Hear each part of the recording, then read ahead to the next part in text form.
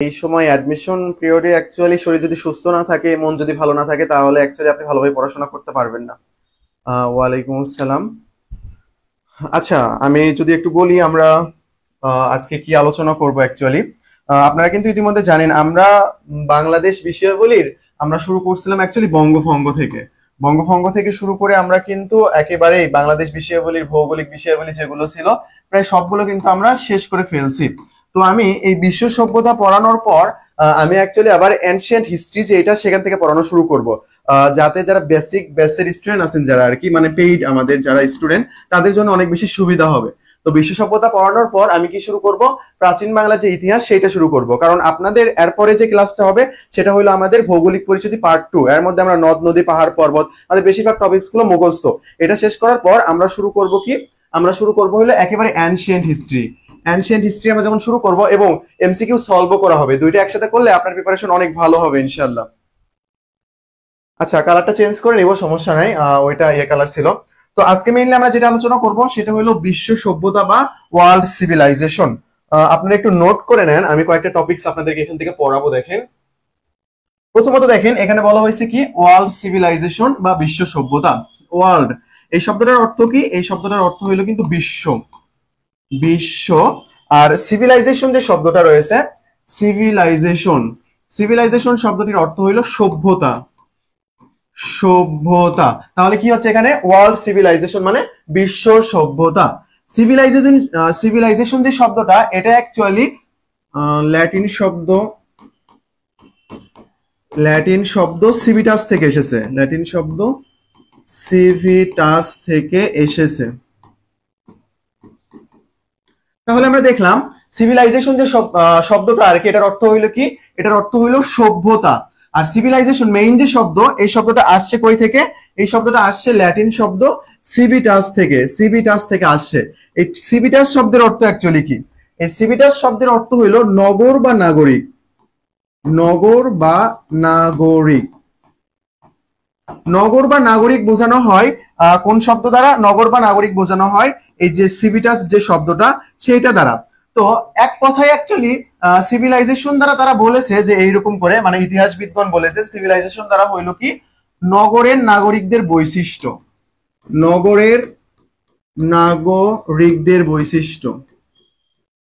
এটা একটু নোট করে নেন প্লিজ। এটা নোট করে নিলে বাকিগুলো জাস্ট ইনফরমেশন পড়বেন, তাহলে হয়ে যাবে। তাহলে আমরা কি দেখলাম? সিভিলাইজেশন বলতে তারা কি বোঝাচ্ছে? নগরের নাগরিকদের বৈশিষ্ট্য, এইটা।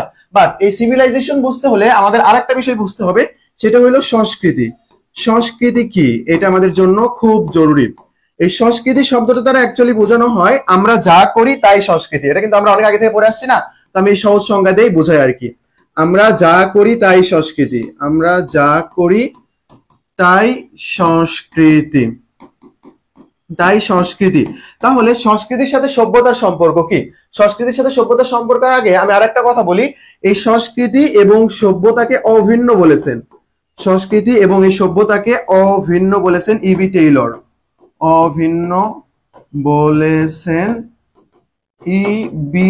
টেইলর। ইনি একজন নৃবিজ্ঞানী, টেইলর। এটা একটু লিখে নিতে পারেন জাস্ট ইনফরমেশন গুলো জানার জন্য। তাহলে আমরা অ্যাকচুয়ালি কই থেকে আসছিলাম? আমরা আসছিলাম হলো সিভিলাইজেশনের যে মেইন শব্দ সেটা হইলো সিভিটাস, যেটা একটা ল্যাটিন শব্দ যার অর্থ কি নগর বা নাগরিক। তো এক কথায় সিভিলাইজেশন দ্বারা কি বোঝানো হচ্ছে? নগরের নাগরিকদের বৈশিষ্ট্যকে বলা হচ্ছে কি সিভিলাইজেশন। সিভিলাইজেশনের সাথে সম্পর্ক কি? সিভিলাইজেশনের সাথে একটা বিষয়ের সম্পর্ক রয়েছে, সেটা হইলো সংস্কৃতি। আমরা অ্যাকচুয়ালি এখন সভ্যতার ডিটেইলস একটা আলোচনা দেখব, সেটা হইলো আপনারা একটু স্ক্রিনশট দিয়ে নেন এইটা, আমি তারপর একটু ডিটেইলস লিখে দিব আর কি।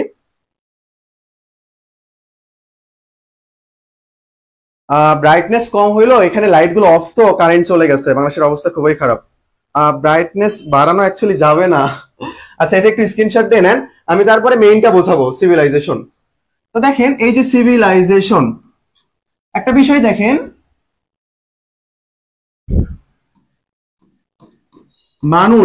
মানুষ কি করছে? আচ্ছা, মানুষ চেষ্টার ফলে বিজ্ঞান, এটা একটু আপনারা জাস্ট মনোযোগ দিয়ে শুনলেই হবে। বিজ্ঞান ও কলা কৌশলগত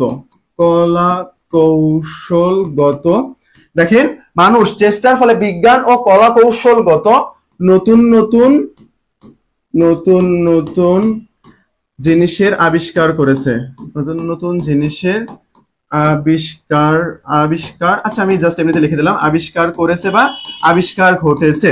তো আমরা যা করি সেটা হলো আমাদের কি সংস্কৃতি। এই যে সংস্কৃতি রয়েছে, এইরকম পরিবর্তনকে সময়ের প্রেক্ষিতে, এগুলো লেখা লাগবে না, আমি জাস্ট বোঝানোর জন্য আমি নিজে লিখতেছি আর কি, সময়ের প্রেক্ষিতে সভ্যতা বলে, সভ্যতা বলে। এখানকার যে মেইন থিম সেটা হলো আপনার কি সংস্কৃতির কি হবে, মান উন্নয়ন হবে, মান উন্নয়ন হবে, উন্নয়ন হবে। আশা করি বিষয়টা বুঝতে পারছেন। আমি আরেকবার ভালো করে বোঝাই দেই। দেখেন আমরা মনে করেন কোন যুগে ছিলাম, আমরা একেবারে আদিম যুগে ছিলাম। তো আদিম যুগে থাকার পর আমরা চেষ্টা করে কিন্তু বিভিন্ন কিছু আবিষ্কার ঘটাইছি, বিভিন্ন কিছু আবিষ্কার ঘটাই কিন্তু আমাদের জীবন মানটা কি করেছি, উন্নত করেছি। আমরা বিভিন্ন কিছু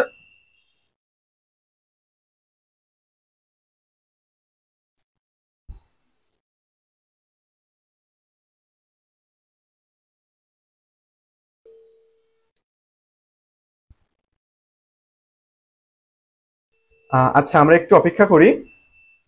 আচ্ছা আচ্ছা ঠিক আছে, আমাদের ঠিকঠাক হয়ে গেছে, সমস্যা নেই।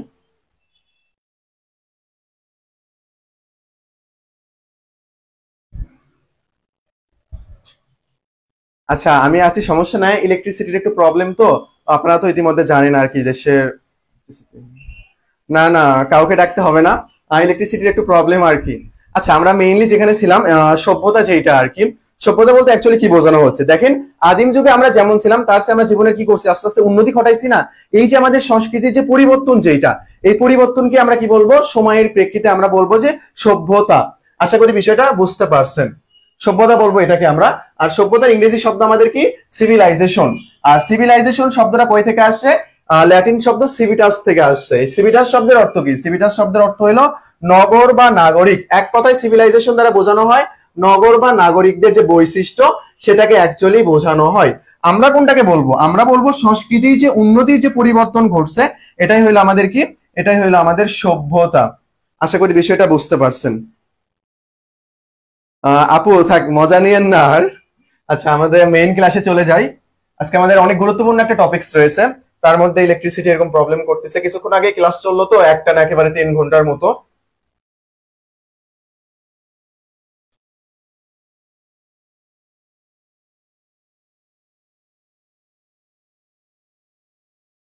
আচ্ছা আশা করি সব ঠিকঠাক আছে।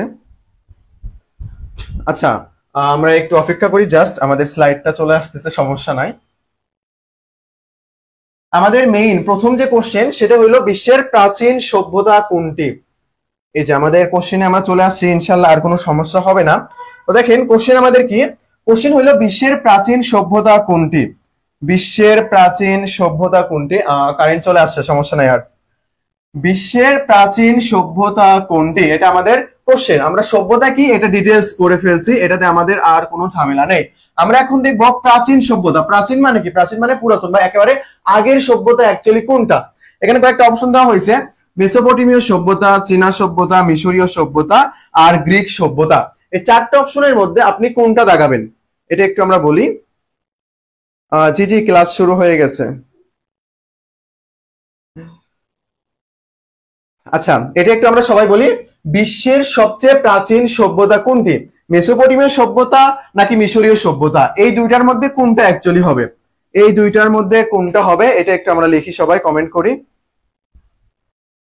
আচ্ছা সবাই একটু বলি আমরা। আচ্ছা ঠিক আছে, আমি এখন এই দুইটা সভ্যতা সম্পর্কে একটু আপনাদেরকে পড়াবো, চলেন।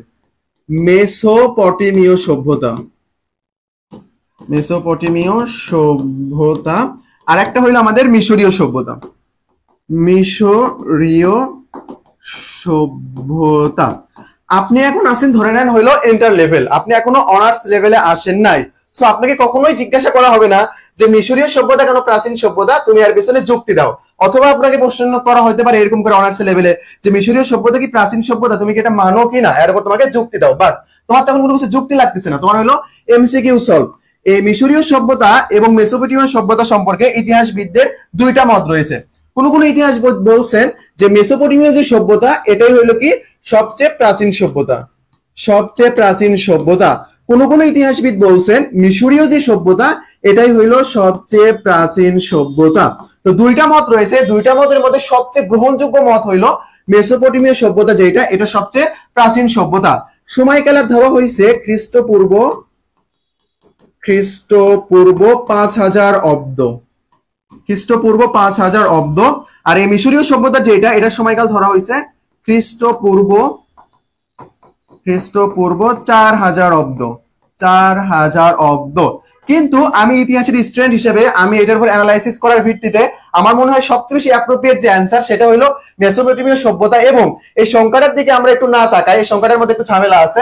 আমার মত অনুযায়ী মেসোপটেমীয় সভ্যতার সমসময়কালীন সভ্যতাই হইলো কি মিশরীয় সভ্যতা, মানে সমসময়কালীন সভ্যতা, সমসময়কালীন সভ্যতাই হইলো কি এই মিশরীয় সভ্যতা। কিন্তু কোশ্চেন যদি করা হয় প্রাচীন সভ্যতা কোনটা, অবশ্যই আমরা দেখাবো কি মেসোপটেমীয় সভ্যতা। কিন্তু একবার যখন বিগত প্রশ্ন আসছিল তখন মেসোপটেমিয়া অপশনে ছিল না। মেসোপটেমিয়া সভ্যতা যদি অপশনে না থাকে তাহলে আমরা কোনটা দেখাবো? ধরেন মেসোপটেমিয়া অপশনে নাই, তখন আমরা কোনটা দেখাবো? মেসোপটেমিয়া সভ্যতা যদি অপশনে না থাকে তখন, জি আপু, মেসোপটেমিয়া সভ্যতা এটা সবচেয়ে বেশি গ্রহণযোগ্য আর কি। জি হ্যাঁ, ওয়ালাইকুম আসসালাম। জি, অপশনে যদি মেসোপটেমীয় সভ্যতা না থাকে তখন আমরা দাগাবো কাকে? তখন আমরা দাগাবো হইলো মিশরীয় সভ্যতা। যখন এই প্রশ্নটা আসছিল তখন মেসোপটেমিয়া অপশনে ছিল না। তার মানে এখন যেগুলো কোশ্চেন করা হবে আশা করি এই দুইটার মধ্যে যে কোনো একটা তারা অপশনে রাখবে, কখনো এই দুইটা রাখবে না। জি, তখন সি হবে সঠিক উত্তর। আশা করি বিষয়টা আপনারা বুঝতে পারছেন। তাহলে প্রাচীন সভ্যতা নিয়ে আমাদের কাহিনীটা শেষ। মেসোপটেমীয় সভ্যতা হইলো আমাদের প্রাচীন সভ্যতা। এরপরে আমাদের নেক্সট কোশ্চেন হইলো দজলা ও ফোরাত নদীর অববাহিকায় কোন সভ্যতা গড়ে উঠেছে? দুইটা নদীর কথা এখানে বলা হচ্ছে, একটা হইলো কি দজলা ও ফোরাত নদীর অববাহিকায় কোন সভ্যতা গড়ে উঠেছে? মিশরীয় সভ্যতা, সিন্ধু সভ্যতা, ইনকা সভ্যতা, নাকি মেসোপটেমীয় সভ্যতা? এই চারটার মধ্যে কোনটা হবে? আর অববাহিকা বলতে অ্যাকচুয়ালি কি বোঝানো হয়? অববাহিকা বলতে বোঝানো হয়, ধরেন এটা হইলো কি আমাদের নদী, এই আশেপাশে যে ভূমিগুলো রয়েছে, নদীর তীরবর্তী যে ভূমিগুলো রয়েছে, এই ভূমি থেকে যে এখানে পানিটা যায়, এই যে পানি আসে, এই যে অঞ্চল, এগুলো আমরা কি বলবো? এগুলোকেই বলবো আমরা হলো অববাহিকা। অর্থাৎ যে ভূমি থেকে পানি নিম্নগামী হয়ে নদীতে প্রবেশ করবে এই অঞ্চলগুলোকে বা এই নদীর তীরবর্তী অঞ্চলগুলোকে আমরা কি বলবো? অববাহিকা বলবো। আশা করি বিষয়টা বুঝতে পারছেন। জি, দজলা ও ফোরাত নদীর অববাহিকায় গড়ে উঠেছে কোন সভ্যতা? মেসোপটেমীয় সভ্যতা। তো আমি একটু মেসোপটেমীয় সভ্যতা সম্পর্কে যদি বলি, মেসোপটেমীয় সভ্যতা, আচ্ছা আপনাদের কোশ্চেন করলাম, আপনারা উত্তর দেন। মেসোপটেমিয়া এটা কি শব্দ? মেসোপটেমিয়া, মেসোপটেমিয়া এটা কি শব্দ? মেসোপটেমিয়া একটি কি শব্দ? গ্রিক শব্দ, গ্রিক শব্দ, যার অর্থ দুই নদীর মধ্যবর্তী ভূমি, দুই নদীর মধ্যবর্তী ভূমি। আশা করি বিষয়টা বুঝতে পারছেন। তাহলে মেসোপটেমিয়া এটা একটা কি শব্দ? গ্রিক শব্দ, যার অর্থ কি দুই নদীর মধ্যবর্তী ভূমি। দুই নদী বলতে এখানে কোন দুই নদীকে বোঝানো হচ্ছে? দজলা নদী এবং এই যে ফুরাত নদী রয়েছে, এই দুই নদীকে বোঝানো হচ্ছে। এই দুই নদীর মধ্যবর্তী যে ভূমিটা বা অববাহিকা যেটা, এখানে গড়ে উঠেছে কোন সভ্যতা? মেসোপটেমীয় সভ্যতা। আশা করি বিষয়টা ক্লিয়ার। আর দজলার আরেক নাম কি? দজলার আরেক নাম এবং ফুরাতের আরেক নাম কি? এটা আপনারা বলেন তো একটু। দজলার আরেক নাম কি এবং ফুরাতের আরেকটা নাম কি? প্রাচীন যত নগর সভ্যতা কিছু নদীকে কেন্দ্র করে গড়ে উঠেছে। হ্যাঁ আপু, নদীকে কেন্দ্র করে গড়ে উঠেছে। আরেকটা যে বিষয় আছে, আমরা যখন গ্রিক সভ্যতা পড়বো তখন দেখবো এটা একটা সাগরীয় সভ্যতা, কারণ এটা ভূমধ্য সাগরকে কেন্দ্র করে গড়ে উঠেছে। আশা করি বিষয়টা ক্লিয়ার। জি, গ্রিক শব্দ যার অর্থ দুই নদীর মধ্যবর্তী ভূমি। আচ্ছা, এটা একটু বলি আমরা, দজলা নদীর আরেক নাম কি এবং ফুরাত নদীর আরেক নাম কি? এটা একটু বলি আমরা সবাই।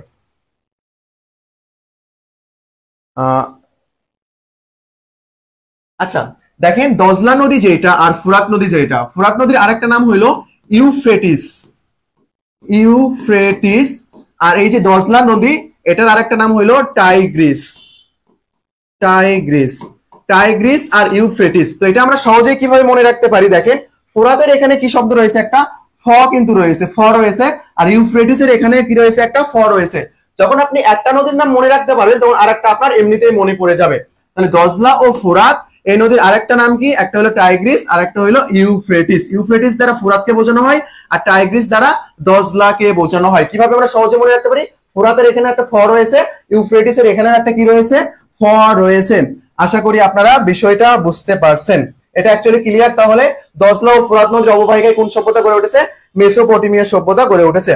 মেসোপটেমিয়া শব্দের অর্থ কি, মেসোপটেমিয়া একটি গ্রিক শব্দ যার অর্থ হলো দুই নদীর মধ্যবর্তী ভূমি। আশা করি বিষয়টা বুঝতে পারছেন। জি আপু, মেসোপটেমিয়া কোথায় অবস্থিত আমরা ডিটেলস করবো। মেসোপটেমিয়া শুধু ইরাকে না, মেসোপটেমিয়া ইরাক, ইরান, তুরস্ক, কুয়েত সব জায়গায় অবস্থান করছিল। আপু দুইটাই সঠিক। টাইগ্রিস যেটা, এটাই সবচেয়ে বেশি অ্যাপ্রোপ্রিয়েট। ওদের উচ্চারণের সাথে আমাদের উচ্চারণ তো মিলবে না, তো একটু আলাদা হয়ে যায়। তো দেখেন মিশরীয় সভ্যতা এটা কোথায় গড়ে উঠেছে, এটা কিন্তু নীল নদকে কেন্দ্র করে গড়ে উঠেছে। নীল নদকে কেন্দ্র করে গড়ে উঠেছে কি মিশরীয় সভ্যতা। আর সিন্ধু সভ্যতা গড়ে উঠেছে সিন্ধু নদকে কেন্দ্র করে, সিন্ধু নদকে কেন্দ্র করে। আর ইনকা সভ্যতা এটা কোথায় গড়ে উঠেছে, এটা হলো পেরুর দক্ষিণাঞ্চলে গড়ে উঠেছে, অর্থাৎ পেরুতে গড়ে উঠেছে ইনকা সভ্যতা। সিন্ধু সভ্যতা গড়ে উঠেছে সিন্ধু নদকে কেন্দ্র করে, মিশরীয় সভ্যতা গড়ে উঠেছে নীল নদকে কেন্দ্র করে। এই মিশরীয় সভ্যতাকে বলা হয় নীল নদের দান, যেটা বলেছিল কে, যেটা বলেছিল হইলো হেরোডোটাস। আশা করি বিষয়টা ক্লিয়ার। এগুলোর স্লাইড আপনাদের তো ইয়ে দেওয়া হয়, রেকর্ডিং এর সাথে স্লাইড কি দিয়ে দেওয়া হয় না। আপু থাক, আপু তুষি আপু আমরা দেখছি কমেন্টটা, স্লাইড স্লাইড দিয়ে দেওয়া হবে, সমস্যা নাই আপু। আচ্ছা এক সেকেন্ড একটু আপনারা এটা একটু দেখেন।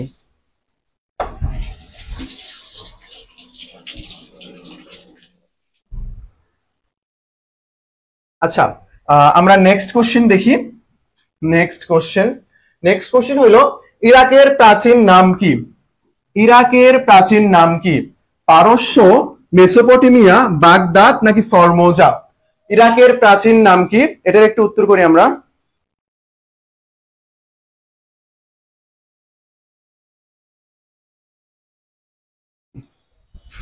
আচ্ছা আমি আবিরকে বলে দেবনি যে আপনাদেরকে পিডিএফও দিয়ে দেওয়ার জন্য, আপনারা এটা নিয়ে টেনশন করিয়েন না, সমস্যা নাই।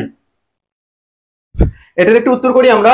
ইরাকের প্রাচীন নাম কি, ইরাকের প্রাচীন নাম কি হবে, ইরান হবে নাকি মেসোপটেমিয়া হবে নাকি বাগদাদ হবে নাকি ফরমোজা হবে। দেখেন আমরা, আচ্ছা এটা বলে দিলে উত্তর হয়ে যাবে, আমি একটু কিছুক্ষণ অপেক্ষা করি, জাস্ট আপনারা উত্তর করেন তারপর আমি শুরু করে দেবো।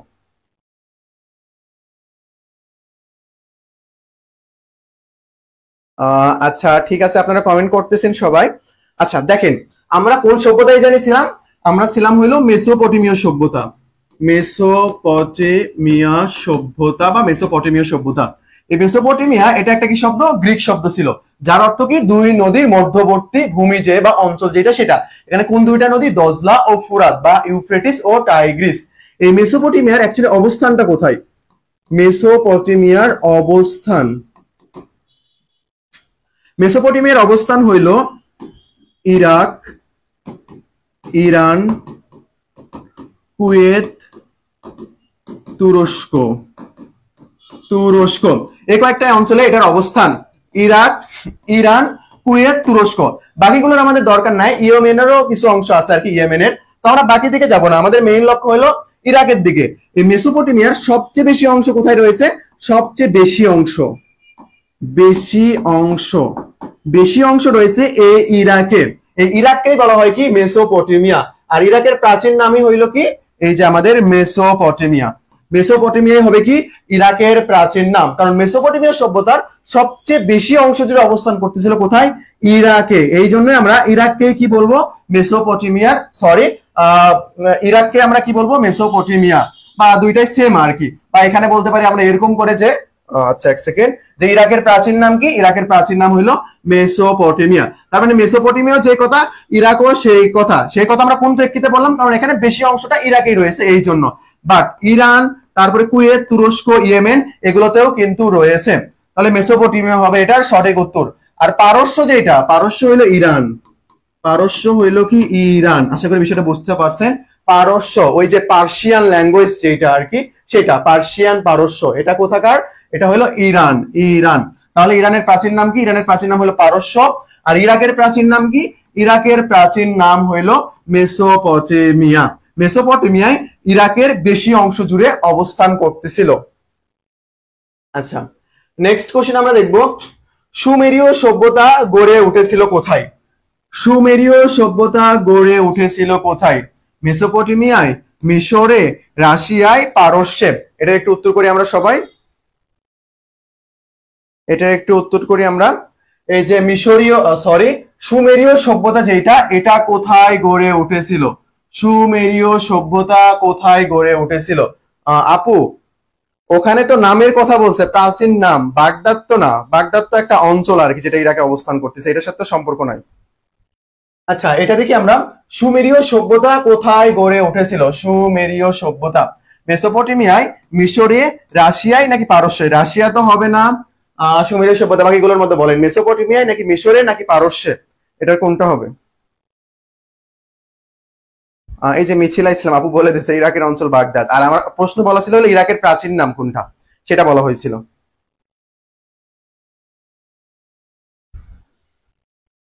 খাবারের সাথে সবজিকে খেয়ে ফেলছেন, তাহলে খাওয়ার পর একটু মনে করবেন যে আপনি কি কি খাইছেন, তাহলে আপনার মনে পড়ে যাবে যে আপনি অ্যাকচুয়ালি কোন কোন জিকে পড়েছিলেন। আচ্ছা, দেখেন সুমেরীয় সভ্যতা গড়ে উঠেছিল কোথায়? এটার সঠিক উত্তর হলো মেসোপটেমিয়া। মেসোপটেমিয়া, মেসোপটেমিয়া একক কোনো সভ্যতা না। এই মেসোপটেমিয়ার মধ্যে অন্তর্গত ছিল সুমেরীয় সভ্যতা। সুমেরীয় সভ্যতা, সুমেরীয় সভ্যতা, আক্কাদীয় সভ্যতা, আক্কাদীয় সভ্যতা। সুমেরীয় সভ্যতা ছিল, তারপরে আসছে আক্কাদীয়, পরে আবার এই অঞ্চলটা আবার সুমেরদের কাছেই চলে যায়। তাহলে আমরা এই আক্কাদীয়টা যেমন একটা গুরুত্বপূর্ণ না, বাট আক্কাদীয় যে ভাষাটা, এটা আমাদের জন্য গুরুত্বপূর্ণ। যখন আমরা গিলগামেশ পড়বো তখন এই বিষয়টা বুঝতে পারবো। তাহলে সুমেরীয় সভ্যতা, তারপরে ব্যাবিলনীয় সভ্যতা, তারপরে আমাদের ক্যালিডীয় সভ্যতা, ক্যালিডীয় সভ্যতা, মাঝখানে হইলো অ্যাসিরীয় সভ্যতা, অ্যাসিরীয় সভ্যতা। আচ্ছা, লেখা বোঝার দরকার নাই। তাহলে সুমেরীয় সভ্যতা গড়ে উঠেছিল কোথায়? মেসোপটেমিয়ায়। মেসোপটেমিয়া একক কোনো সভ্যতা না, এর মধ্যে ছিল মোট 4টা সভ্যতা: সুমেরীয় সভ্যতা, ব্যাবিলনীয় সভ্যতা, অ্যাসিরীয় সভ্যতা, ক্যালিডীয় সভ্যতা, আক্কাদীয় সভ্যতাও ছিল, বাট 4টাকে প্রধান ধরা হয় আর কি। সুমেরীয়, ব্যাবিলনীয়, অ্যাসিরীয়, আর একটা কি ক্যালডীয় সভ্যতা। আশা করি বিষয়টা বুঝতে পারছেন। মিথিলা ইসলাম আপু, আপনি আগে উত্তর করতেছেন কেন? আমরা তো ওই প্রশ্নে যাই না, ওই প্রশ্ন আমি রাখছিলাম তো আজকে। নেক্সটে আমরা ওই প্রশ্নটা খুঁজে পাবো। তাহলে এটার উত্তর কিন্তু মেসোপটেমিয়ায়। আচ্ছা, সভ্যতার সূত্রপাত হয় কোন গোষ্ঠীর দ্বারা? সভ্যতার সূত্রপাত হয় কোন গোষ্ঠীর মাধ্যমে? ব্যাবিলনীয় সভ্যতা, সুমেরীয় সভ্যতা, ইজিপ্ট নাকি চায়না? এটা কোনটা হবে? আচ্ছা, আর আরেকটা উত্তর করেন, আমাদের মানে পৃথিবীর সভ্যতার সূত্রপাত ঘটে কিসের মাধ্যমে? কিসের মাধ্যমে বা কি আবিষ্কারের ফলে? বা কি আবিষ্কারের ফলে? এটা একটু উত্তর করেন সবাই। সেটা হলো আমাদের যে সভ্যতার সূত্রপাত ঘটছে, আমরা সভ্যতার ডিটেলস পড়ছিলাম, তো আমাদের সভ্যতার সূত্রপাত অ্যাকচুয়ালি কি আবিষ্কারের মাধ্যমে বা কিসের মাধ্যমে আমাদের সভ্যতাটার সূত্রপাত ঘটে? এখানে আরেকটা বলা হয়েছে সভ্যতার সূত্রপাত হয় কোন গোষ্ঠীর মাধ্যমে। এই দুইটার একটু আমরা উত্তর করি সবাই।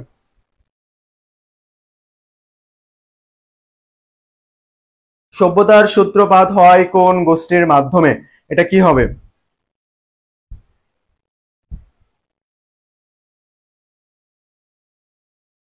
ওইটা না, আমি জানি এটা ঝামেলা হবে, এই জন্যই অ্যাকচুয়ালি আমি এটা নিয়ে আলোচনা করছি যে চাকার বিষয়টা।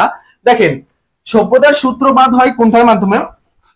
এখানে আমরা রয়েছি হইলো, আমরা এমন একটা সময় ছিলাম যার মাধ্যমে আমরা কি করছি, একটা মান উন্নয়ন ঘটছে, আমাদের সংস্কৃতির উন্নতির অবস্থা হয়েছে, যেটাকে আমরা কি বলতেছি, সভ্যতা বলতেছি। এই যে সভ্যতা, এটা সূত্রপাত হয়েছে আগুন ও হাতিয়ার আবিষ্কার করার মাধ্যমে। আগুন ও হাতিয়ার আবিষ্কার করার মাধ্যমে, কি হয়েছে আমাদের সভ্যতার সূত্রপাত হয়েছে। তাহলে আমাদের সভ্যতার সূত্রপাত হয়েছে কিসের মাধ্যমে? আগুন, এই যে আগুন ও হাতিয়ার আবিষ্কার করার মাধ্যমে। তাহলে হাতিয়ার ও আগুন আবিষ্কার করার মাধ্যমে কি করছে? আমাদের সূত্রপাত ঘটছে, মানে আমাদের সভ্যতার সূত্রপাত ঘটছে। আর এখানে বলা হয়েছে সভ্যতার সূত্রপাত হয় কোন গোষ্ঠীর মাধ্যমে। সভ্যতার মধ্যে আমরা দেখলাম অ্যানশিয়েন্ট সভ্যতা কোনটা ছিল আমাদের, একেবারে প্রাচীন সভ্যতা, সেটা হলো আমাদের মেসোপটেমিয়া সভ্যতা। আর মেসোপটেমিয়া সভ্যতার প্রধান যে সভ্যতা বা যে সভ্যতা দিয়ে শুরু হয়েছে মেসোপটেমিয়া সভ্যতা, এটা হইলো কারা? এটা হইলো সুমেরীয়রা। সুমেরীয়রা। সেই জন্য সভ্যতার সূত্রপাত আমরা কাদেরকে বলবো? সুমেরীয়দেরকে বলবো, যে সুমেরীয়রা কি করছে? সভ্যতার সূত্রপাত করেছে। এটা কিন্তু আমরা সহজেই মনে রাখতে পারি। এখানে এই যে দন্তস্ব দীর্ঘ উকার, আর এখানে রয়েছে কি হ্রস্ব উকার। সূত্রপাত সুমেরীয়, সূত্রপাত সুমেরীয়। যারা প্রথম পড়তেছেন মনে থাকতেছে না, তারা এরকম করে পড়তে পারেন, সূত্রপাত সুমেরীয়, সূত্রপাত সুমেরীয়। যে আগুন ও হাতিয়ার আবিষ্কারের মাধ্যমে আমরা কি করছি? সভ্যতার যাত্রা করেছি, আমরা সভ্যতার শুরু করেছি। আর এই সুমেরীয়দের সবচেয়ে বড় যে আবিষ্কার, সবচেয়ে বড় আবিষ্কার কি এদের? সবচেয়ে বড় অবদান বলতে পারি আমরা, সভ্যতায় সুমেরীয়দের সবচেয়ে বড় অবদান কি? সভ্যতায় সুমেরীয়দের সবচেয়ে বড় অবদান কি? এটা একটু আমরা বলি।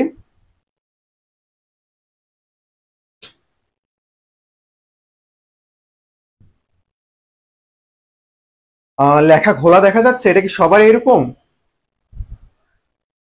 এটা একটু দেখি আমরা। আচ্ছা, এখন তাহলে হোয়াইট লিখবো নি। সুমেরীয় সভ্যতার মাধ্যমে কি হয়েছে? আমাদের সভ্যতার সূত্রপাত হয়েছে। এটা আমরা কিভাবে মনে রাখবো? এটা আমরা মনে রাখবো হইলো এই যে দন্তস্বয়ে দীর্ঘ উকার সূত্রপাত, আর সুমেরীয় দন্তস্বয়ে হ্রস্ব উকার, সুমেরীয় সূত্রপাত, সুমেরীয় সূত্রপাত। সুমেরীয় সভ্যতার সবচেয়ে বড় অবদান হইল কি? চাকা আবিষ্কার, চাকা আবিষ্কার। সুমেরীয় সভ্যতার সবচেয়ে বড় অবদান হইল কি? চাকা আবিষ্কার। এই চাকা আবিষ্কার করার মাধ্যমে আমাদের সভ্যতার অনেক বেশি উন্নতি ঘটেছে, উন্নতি ঘটেছে। আশা করি বিষয়টা বুঝতে পারছেন। তাহলে সুমেরীয় সভ্যতার সবচেয়ে বড় অবদান কি? সবচেয়ে বড় অবদান হইল চাকা আবিষ্কার। জি, লিপি আবিষ্কার করে সেটাতে আমরা যাব, সমস্যা নাই। চাকা আবিষ্কার যেটা, এটা হলো তাদের সবচেয়ে বড় অবদান, সবচেয়ে বড় অবদান। আশা করি বিষয়টা বুঝতে পারছেন। আমি নেক্সট কোশ্চেনে যাই। এই যে আমরা লিপির কাছে চলে আসছি। পাঠ উদ্ধারকৃত সর্বপ্রাচীন লিপির নাম কি? হায়ারোগ্লিফিক্স লিপি নাকি কিউনিফর্ম লিপি? মানে আমরা যে উদ্ধার করেছি যে লিপিটা, এটার মধ্যে সর্বপ্রাচীন কোনটা? হায়ারোগ্লিফিক নাকি কিউনিফর্ম? এই দুইটার মধ্যে কোনটা হবে? আমরা একটু কমেন্ট করে জানাই তো। জ্যোতি আপু, আপনি চাইলে কিন্তু উত্তর করতে পারেন।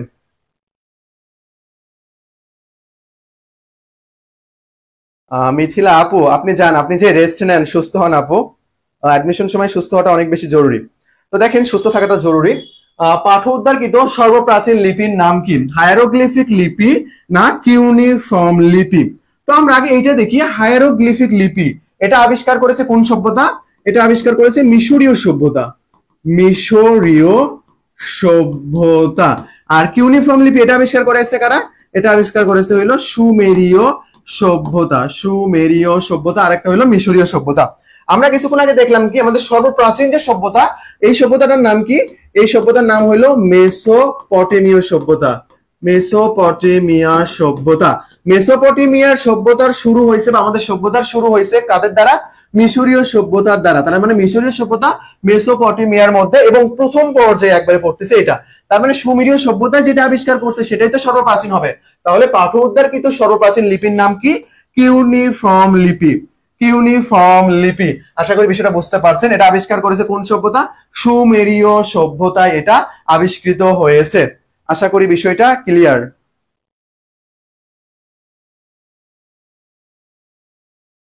আচ্ছা আপু, ঠিক আছে, আপনি ক্লাস ক্লাস শুধু দেখেন, সমস্যা নেই। আচ্ছা, আমরা নেক্সট কোশ্চেন দেখি। কোন সভ্যতায় প্রথম চাকা এর প্রচলন হয়? কোন সভ্যতায় প্রথম চাকা এর প্রচলন হয়? মিশরীয়, ব্যাবিলনীয়, সুমেরীয় নাকি ক্যালিডীয়? এটা আমি আগে উত্তর বলে দিয়েছি, আপনাদের প্যারা না দেই। এটা হবে কি? সুমেরীয়। সুমেরীয় সভ্যতায় সর্বপ্রথম চাকা এর প্রচলন হয়, যেটা সর্বপ্রাচীন এবং সবচেয়ে বড় অবদান। এটা কিন্তু কি আমাদের সবচেয়ে বড় অবদান, সবচেয়ে বড় অবদান। সবচেয়ে বড় অবদান কি? এই যে চাকা আবিষ্কার, যেটা কোন সভ্যতায় প্রচলন শুরু হয়? এটা সুমেরীয় সভ্যতায় প্রচলন শুরু হয়। জি আপু, কিউনিফর্ম লিপি যেটা ইংরেজি ভি আকৃতির মতো।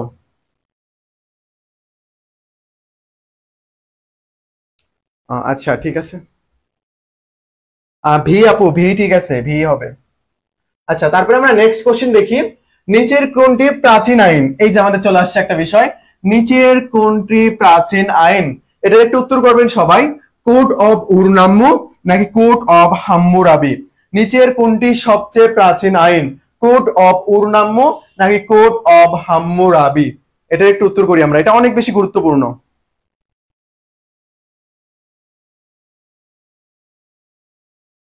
আচ্ছা আপু, ঠিক আছে, আপনার উত্তর করতে হবে না, আপনি শুধু দেখে যান।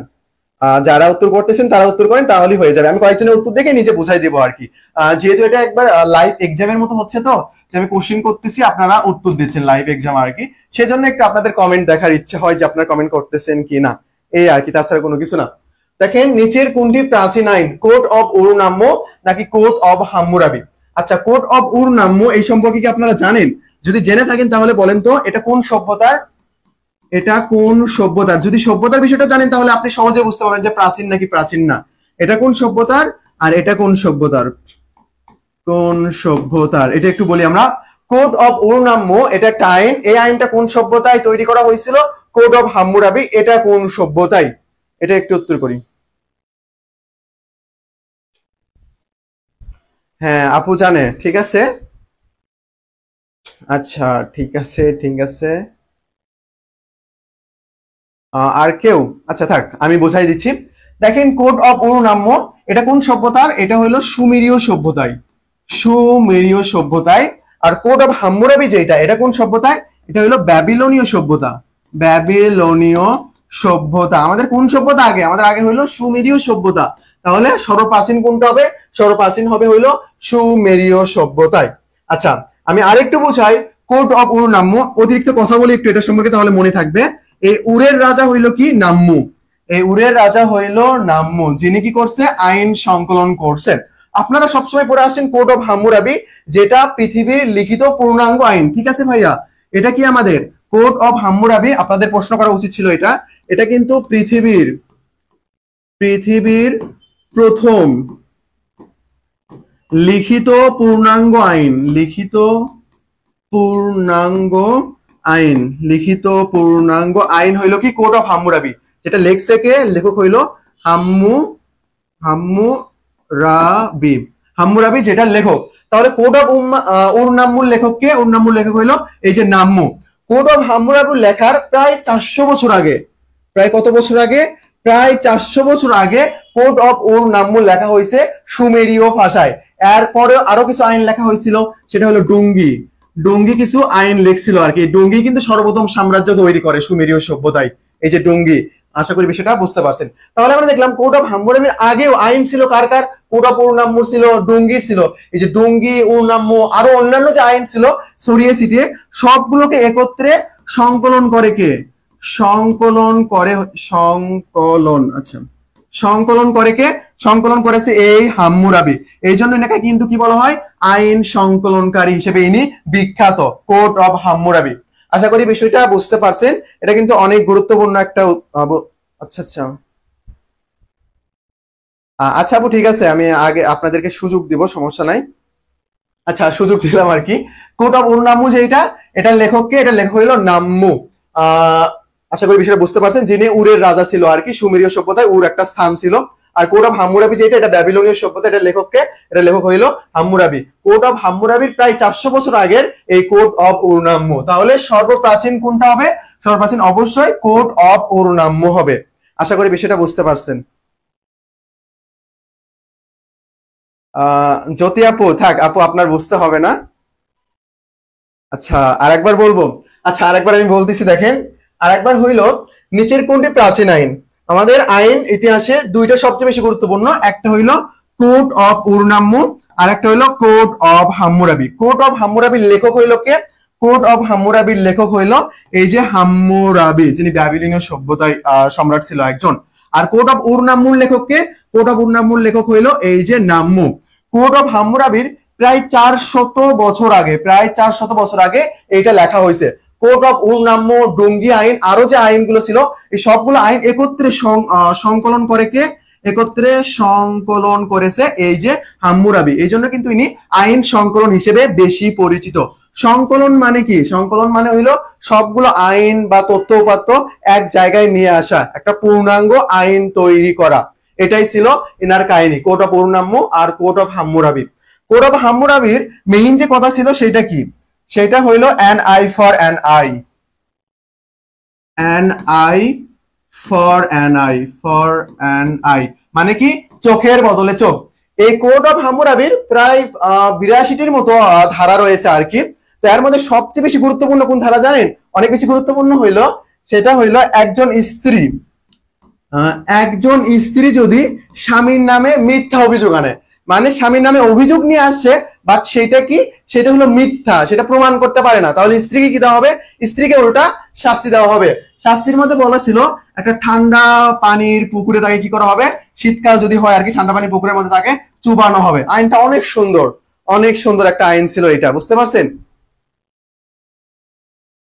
আর একটা অন্যতম ব্যাপার ছিল যে মিথ্যা সাক্ষী মিথ্যা মামলা। আপনি যদি হুদাই কারোর নামে মিথ্যা সাক্ষী দেন বা মিথ্যা মামলা দেন, তাহলে আপনাকেও মৃত্যুদণ্ড দেওয়া হবে। এটার আইনটা অনেক স্ট্রিক্ট ছিল, an eye for an I. তো আপনাদের আইন টাইন কোনো কিছু লাগবে না, আপনারা জাস্ট পড়বেন কোর্ট অফ হাম্মুরাবি, ইনি ছিল একজন আইন সংকলক। আশা করি বিষয়টা বুঝতে পারছেন। আচ্ছা, পৃথিবীর প্রাচীনতম মানচিত্র পাওয়া যায় কোথায়? চীনের প্রাচীরের কাছে, দক্ষিণ আফ্রিকার ভিক্টোরিয়া প্রদেশে, ইরানের সিরাজ শহরের ধ্বংসাবশেষে, ব্যাবিলনের উত্তরে গাত্তুর শহরের ধ্বংসাবশেষে। পৃথিবীর প্রাচীন মানচিত্র কোথায় পাওয়া যায়? আমাদের এই দুইটা নিয়ে অনেক ঝামেলা হয়, যে প্রাচীন মানচিত্র পাওয়া গেছে এক জায়গায়, মানচিত্র আবিষ্কার করছে আরেক জায়গায়। কাহিনীটা অ্যাকচুয়ালি কি? কাহিনীটা হলো, মানচিত্র দেখো, আমি যদি একটা জিনিসের অঙ্কন করি আর কি, এই যে ছোট ছোট বিভিন্ন জায়গায় যে অঞ্চল যেগুলো আমি যদি অঙ্কন করি, যে কোথায় কিভাবে যাইতে হয়, এগুলো কিন্তু মানচিত্র। বাট পূর্ণাঙ্গ ভাবে পৃথিবীর ভালো একটা মানচিত্র তৈরি কিন্তু করেছিল কারা? গ্রিকরা করেছিল। পৃথিবীর প্রথম মানচিত্র তৈরি করে কিন্তু গ্রিকরা। তো তারা আবিষ্কার করছিল, তারা কি মানচিত্র ছিল না? অবশ্যই ছিল। কোথায় কিভাবে যাইতে হবে এগুলো ছোট ছোট মানচিত্র ছড়িয়ে ছিটিয়ে ছিল।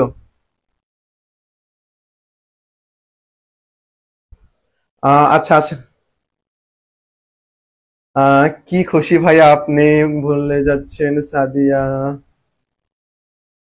আচ্ছা আচ্ছা আচ্ছা, ঠিক আছে। আচ্ছা, আমরা এটা একটু দেখি, পৃথিবীর প্রাচীনতম মানচিত্র পাওয়া যায় কোথায়? তাহলে এটার উত্তর কি হবে আমাদের? এটা একটু উত্তর করি আমরা সবাই।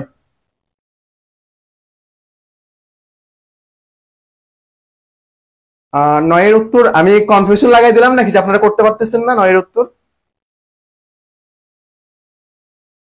আচ্ছা ঠিক আছে, এই যে নয়ের উত্তর হবে হইলো, পৃথিবীর প্রাচীনতম মানচিত্র পাওয়া গেছে কোথায়? পাওয়া গেছে হইলো ব্যাবিলনের উত্তর গাতুর শহরের ধ্বংসাবশেষে প্রাচীনতম মানচিত্র পাওয়া গেছে। আর পৃথিবীর প্রথম মানচিত্র অঙ্কন করেছে কারা? গ্রিকরা। প্রথম মানচিত্র অঙ্কন বলতে এখানে পূর্ণাঙ্গ একটা ভালোভাবে মানচিত্র অঙ্কনের যে ব্যাপারটা, সেটার কথা বোঝানো হয়েছে এখানে। আশা করি বিষয়টা আপনারা বুঝতে পেরেছেন।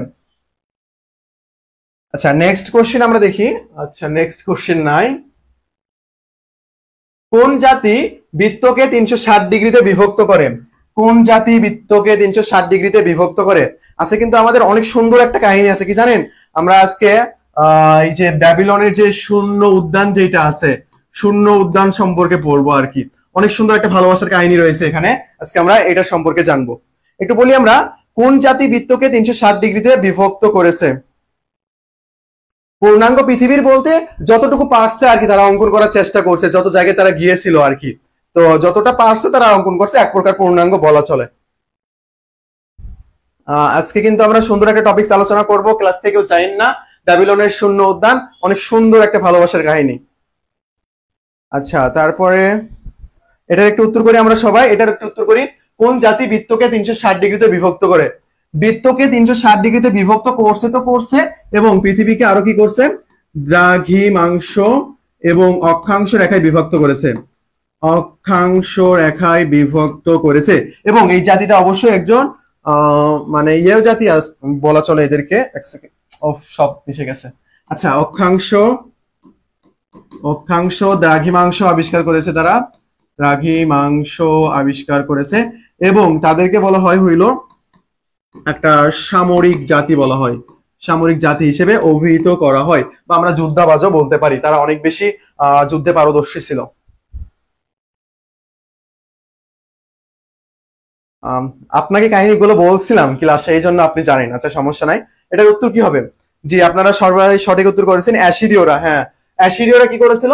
অ্যাসিরীয়রা কিন্তু বৃত্তকে 360 ডিগ্রিতে বিভক্ত করছে এবং পৃথিবীকে অক্ষাংশ দ্রাঘিমাংশ রেখায় বিভক্ত করেছে এই অ্যাসিরীয়রা। সঠিক উত্তর তাহলে এখানে কি?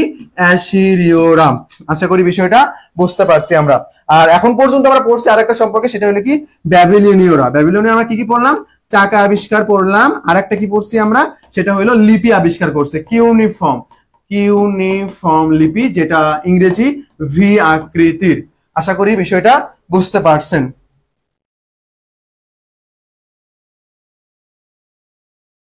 আচ্ছা, আশা করি সবকিছু ঠিকঠাক আছে। হ্যাঁ, যুদ্ধবাজ ছিল। আমরা যে এশিরীয় সম্পর্কে বললাম না, এশিরীয়দের কিন্তু এশিয়ার রোমান বলা হয়। কিসের জন্য রোমান বলা হয়? কারণ তারা যুদ্ধে অনেক বেশি পটু ছিল।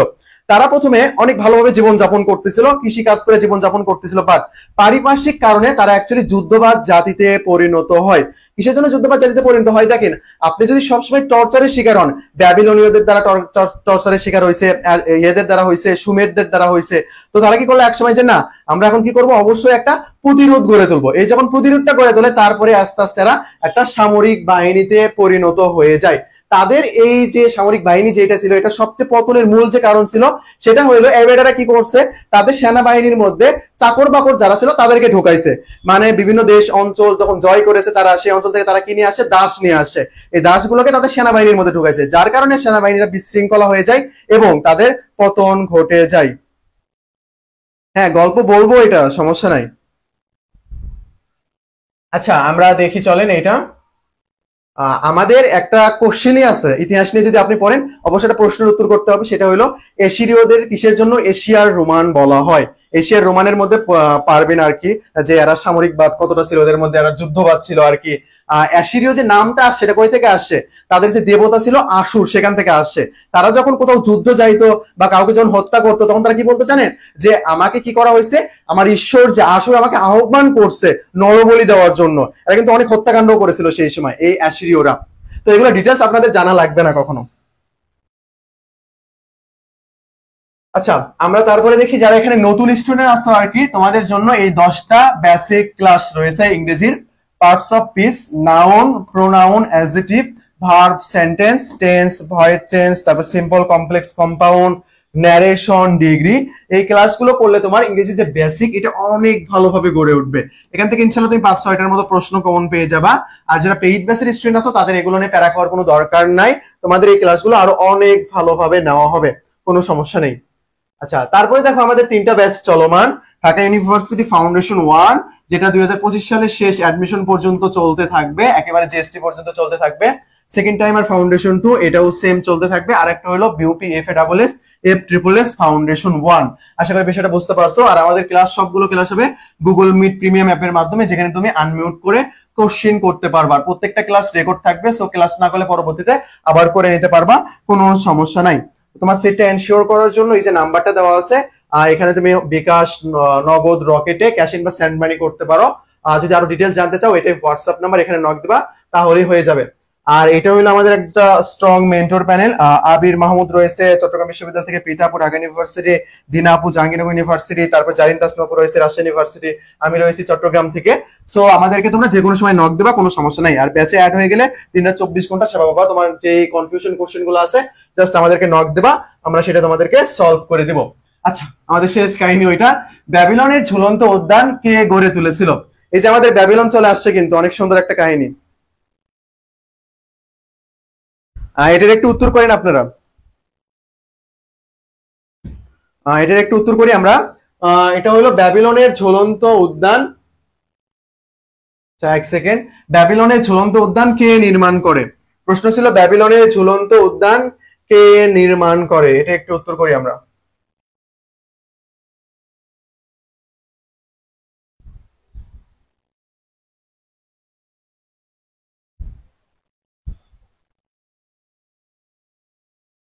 ভাইয়া, এই কথা বলিয়েন না যে ব্যাচে আরো ভালো করে ক্লাস নেওয়া হবে, তাহলে আর ফ্রি ক্লাসে কেউ আসবে না। আপু, এই ক্লাসগুলো তো ব্যাচে নেওয়া হবে না, আপনি তো এমসিকিউ প্র্যাকটিস এগুলো করতে পারবেন না ওখানে। এমসিকিউ প্র্যাকটিস কিন্তু করতে পারবেন না। আর ওগুলো ক্লাসের কথা বলতেছেন, ওগুলো ক্লাস যারা আছে তারা দেখে নেবে আর কি। আর এই যে ক্লাসগুলো, এগুলো কিন্তু ব্যাচে করানো হবে না, ব্যাচে এখনই করানো হচ্ছে এগুলাই।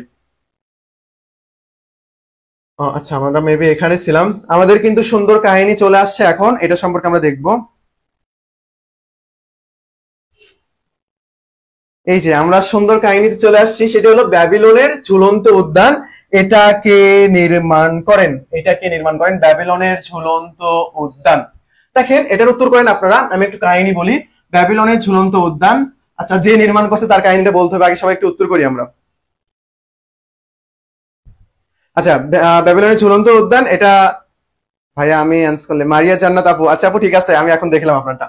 এটা হইলো কি, নেবুচাঁদ নেজার।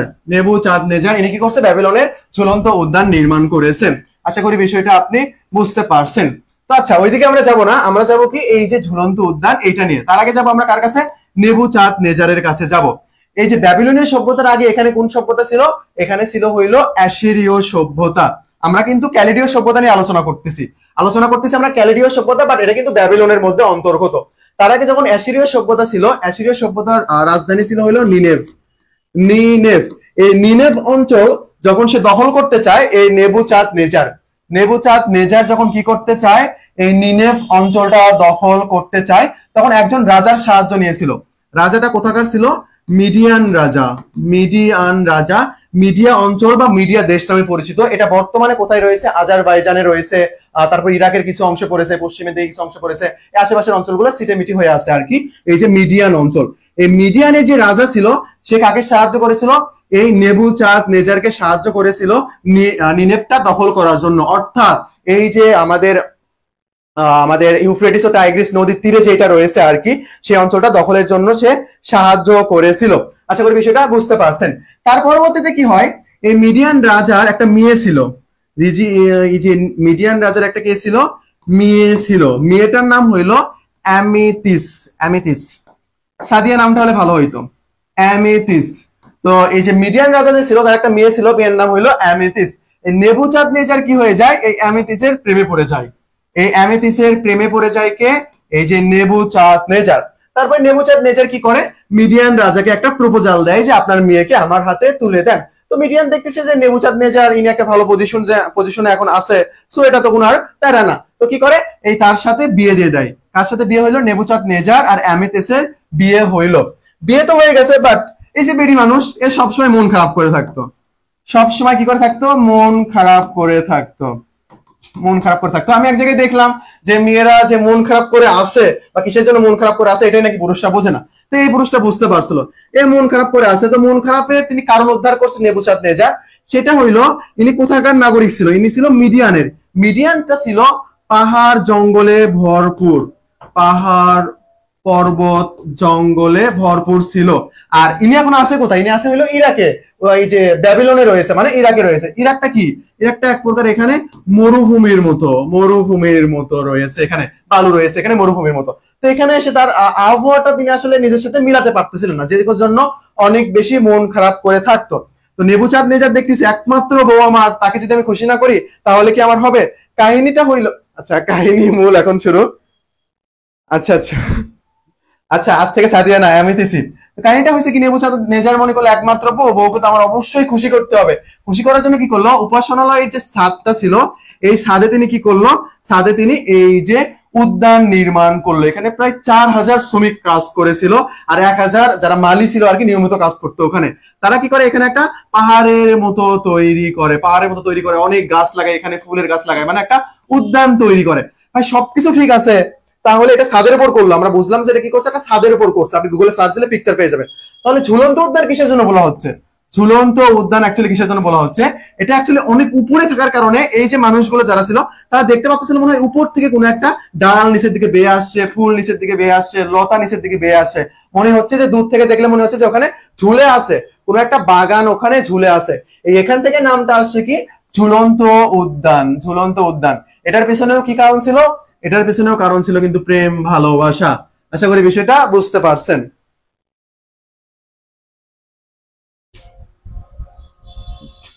আচ্ছা ঠিক আছে।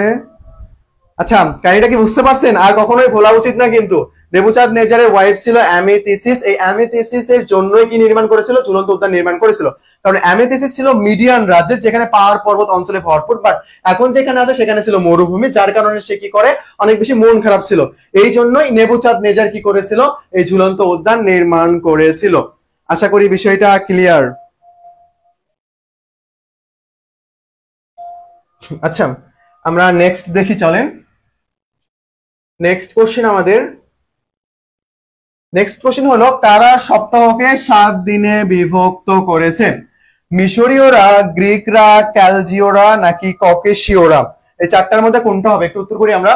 কারা সপ্তাহকে 7 দিনে বিভক্ত করেছিল? আচ্ছা আপু, ঠিক আছে, বুঝতে পারছেন, আর ভোলা উচিত না এটা। আচ্ছা, এটা একটু উত্তর করি আমরা, কারা সপ্তাহকে 7 দিনে বিভক্ত করেছিল? আর এখন আজান দিচ্ছে, যারা নামাজ পড়তে যাবেন অবশ্যই নামাজ পড়তে যান, ক্লাসের এই অংশটা পরে দেখে নিন। বিধি তুমি বলে দাও, সাদিয়া কার? দুটি মানুষ একটি মনের দাবিদার। আপু আপনি তো একেবারে অন্য জায়গায় নক দিয়ে ফেলছেন, ঝামেলা করে ফেলছেন। আচ্ছা আচ্ছা ঠিক আছে। ইতিহাসের পুরোটা অংশ জুড়েই প্রেম ভালোবাসা, যখন ইতিহাস সাবজেক্ট আপনি নিয়ে পড়বেন আপনি তখন দেখতে পারবেন প্রেম ভালোবাসার কারণে পুরো দেশ ধ্বংস হয়ে গেছে, একবারে মানে বাজে একটা অবস্থা হয়ে গেছে আর কি। আচ্ছা, এটার একটু উত্তর করি আমরা, সিডি উত্তর করতেছি আমরা। কারা সপ্তাহকে 7 দিনে ভাগ করে? ক্যালিডিওরা নাকি ককেশীয়রা? দুইটার মধ্যে ঝামেলা করে ফেলছেন আপনারা। এটার কোনটা সঠিক উত্তর হবে একটু বলি আমরা সবাই।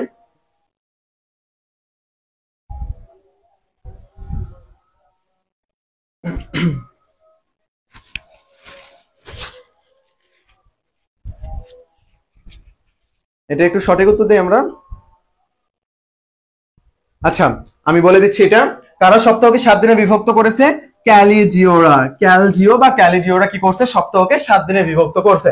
এরা কিন্তু দিনটাকেও 24 ঘন্টায় বিভক্ত করেছে, দিনটাকে 24 ঘন্টায় বিভক্ত করেছে এবং এক সপ্তাহকে তারা কি করেছে? 7 দিনে বিভক্ত করেছে। তাহলে 24 ঘন্টাকে একদিনে বিভক্ত এবং এক সপ্তাহকে তারা কি করছে? 7 দিনে বিভক্ত করেছে। বিভক্ত করেছে। কারা সপ্তাহকে 7 দিনে বিভক্ত করে? তারা ক্যালিজিওরা সপ্তাহকে 7 দিনে বিভক্ত করেছে। না আপু, আমি ধ্বংস হয়ে যাবো কিসের জন্য? আমি এগুলো থেকে দূরে, বুঝতে পারছেন? এগুলো থেকে দূরে, এই জন্য এখনো ধ্বংস হই নাই। আচ্ছা, আশা করি বিষয়টা ক্লিয়ার। এটার আরেকটা উত্তর হতে পারে যে এরকম, আমি তো ইতিহাসের স্টুডেন্ট, তো সহজে বুঝতে পারি আর কি যে কি করলে ধ্বংস হয়ে যাব, কি করলে হয়ে যাব না। ব্যাপারটা আসলে এরকম না, মানুষ কখনো ইতিহাস থেকে শিক্ষা নেয় না। জি জি, ক্যালিডিওরা, ঠিক আছে। এটা আমরা এখন নেক্সট কোশ্চেন দেখবো, সেটা হলো বিশ্বের সবচেয়ে পিরামিড রয়েছে কোন দেশে? বিশ্বের সবচেয়ে পিরামিড রয়েছে কোন দেশে? মেক্সিকো, সুদান, মিশর নাকি ইরাক? আপনারা একটু উত্তর করেন, আজান দিচ্ছে। এটা একটু উত্তর করি আমরা।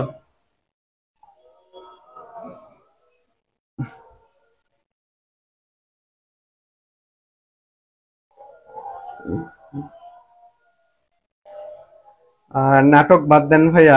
আপু নাটক আমি করব কেন? নাটক তো করে মেয়েরা আপু। আচ্ছা ঠিক আছে, এটার একটু উত্তর করি আমরা।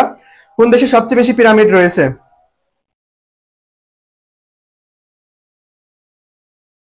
জি জি আপু, আমি অপেক্ষায় আছি ওইটার জন্য। এটা একটু উত্তর করি আমরা সবাই। এটা নিয়ে ঝামেলা করে ফেলছেন আপনারা, আমি একটু বুঝাই দেবো, এটা সমস্যা নাই। ভাইয়া লজ্জা পেয়েছে। আমি লজ্জা পাই না, আমি অলওয়েজ হাসি আর কি।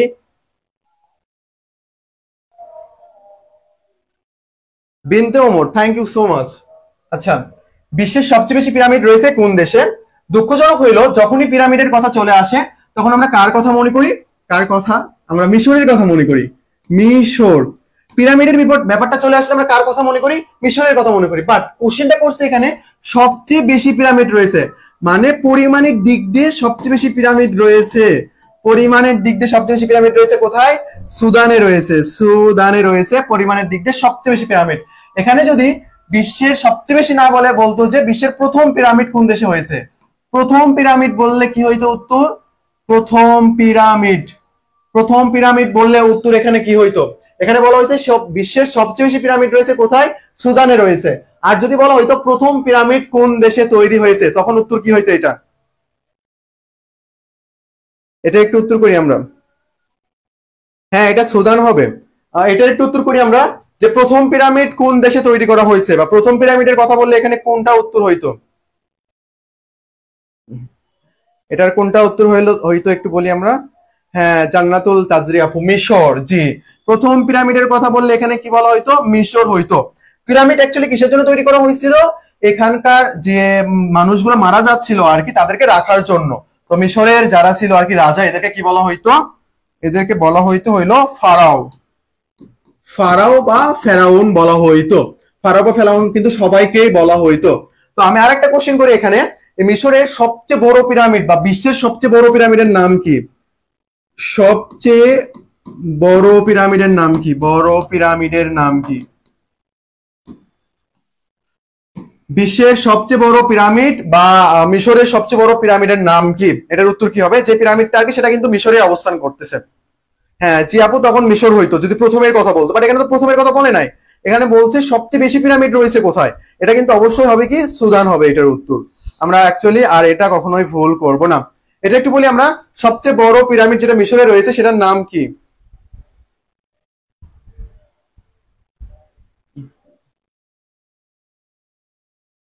থাক আপু, আর আলোচনা করতে হবে না ওটা নিয়ে। এটা একটু বলি আমরা, বিশ্বের সবচেয়ে বড় পিরামিডের নাম কি?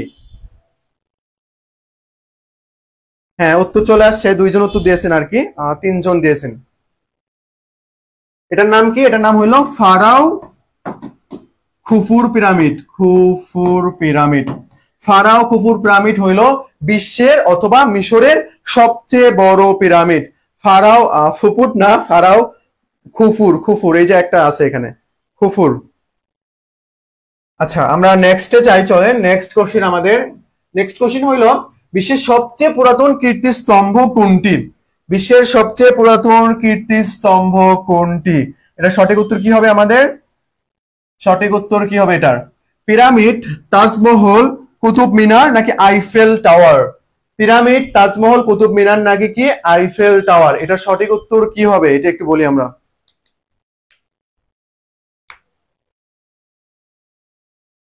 আচ্ছা আচ্ছা, খুপুর হইছে হইছে, ওটা আর উত্তর দিতে হবে না। খুপুর হইছে এটা। এটার উত্তর কি হবে? পৃথিবীর প্রাচীন, প্রাচীন বলা হয় না, আচ্ছা পুরাতন বলা হয়েছে। পুরাতন কীর্তিস্তম্ভ কোনটি? পিরামিড, তাজমহল, কুতুব মিনার নাকি আইফেল টাওয়ার? আচ্ছা আমরা আসি প্রথমে এখানে আইফেল টাওয়ারের এখানে। আচ্ছা আইফেল টাওয়ার, আইফেল টাওয়ার এটার অবস্থান কোথায়? এটার অবস্থান কিন্তু কোথায় আমাদের? ফ্রান্সে, মানে প্যারিসে অবস্থান করতেছে। এই আইফেল টাওয়ার কিন্তু ফ্রান্সের সংস্কৃতির প্রতীক। এটা গিফট করেছে কে? গিফট করেছে হইলো ইউএসএ। কিসের জন্য গিফট করেছে? ফ্রেঞ্চ রেভলিউশনের শতবর্ষ উপলক্ষে এটা গিফট করেছে। মানে এখানে অর্থায়নটা করেছে কে? ইউএসএ এখানে অর্থায়ন করেছে আইফেল টাওয়ার। আইফেল টাওয়ারে অর্থায়ন করেছে কে? অর্থায়ন করেছে ইউএসএ। আশা করি বিষয়টা বুঝতে পারছেন। তারপরে কুতুব মিনার, কুতুব মিনারের সাথে দুইজনের নাম সম্পর্কিত, তিনজনের নাম সম্পর্কিত। একটা হইল কুতুব উদ্দিন আইবেক, কুতুব উদ্দিন আইবেক, বখতিয়ার কুতুব কাকির, কাকির। তারপরে আরেকজনের নাম আসবে হইলো ইলতুৎমিশ, সুলতান শামসুদ্দিন ইলতুৎমিশ, শামসুদ্দিন ইলতুৎমিশ, ইলতুৎমিশ। এই কয়েকজনের নাম আসবে কার সাথে? কুতুব মিনারের সাথে। কুতুব মিনার এটা নির্মাণ করে কে? নির্মাণ করে হলো কুতুবউদ্দিন আইবেক। কুতুবউদ্দিন আইবেক এবং এই শামসুদ্দিন ইলতুৎমিশ এরা কিন্তু উভয় দাস ছিল। এনারা দিল্লিতে যে রাজবংশটা শুরু করেছিল আর কি, সেটার নাম কিন্তু কি ছিল? মামলুক রাজবংশ।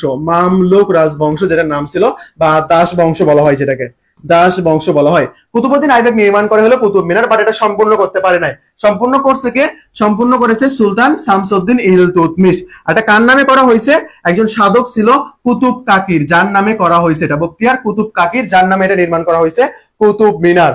আশা করি বিষয়টা ক্লিয়ার। কুতুবউদ্দিন আইবেকের যে কুতুব, ওখান থেকে কিন্তু করা হয় নাই, এই কুতুব কাকির নাম অনুসারে করা হয়েছে এই কুতুব মিনার, যিনি একজন বিখ্যাত সাধক। আশা করি বিষয়টা ক্লিয়ার। ইনি কিন্তু একজন সাধক ছিল।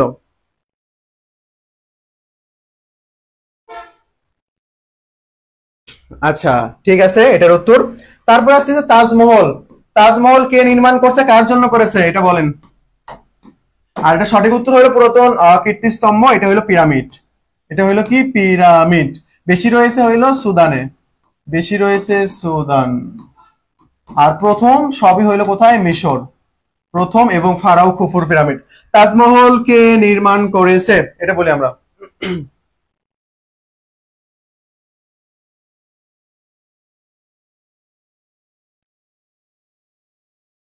হ্যাঁ একেবারে ডিরেক্ট, মমতাজের জন্য। জি, কুতুবউদ্দিন আইবেক কুতুব মিনারটা কমপ্লিট করতে পারে নাই। কমপ্লিট করেছে কে? কমপ্লিট করেছে শামসুদ্দিন ইলতুৎমিশ। এনারা উভয় কিন্তু মামলুক রাজবংশের ছিল, যেটা দিল্লি সালতানাতের অধীনে। হ্যাঁ এটা সঠিক উত্তর। জান্নাতুল তাজরি, সাদিয়ার জন্য শাহজাহান তাজমহল নির্মাণ করেছিল।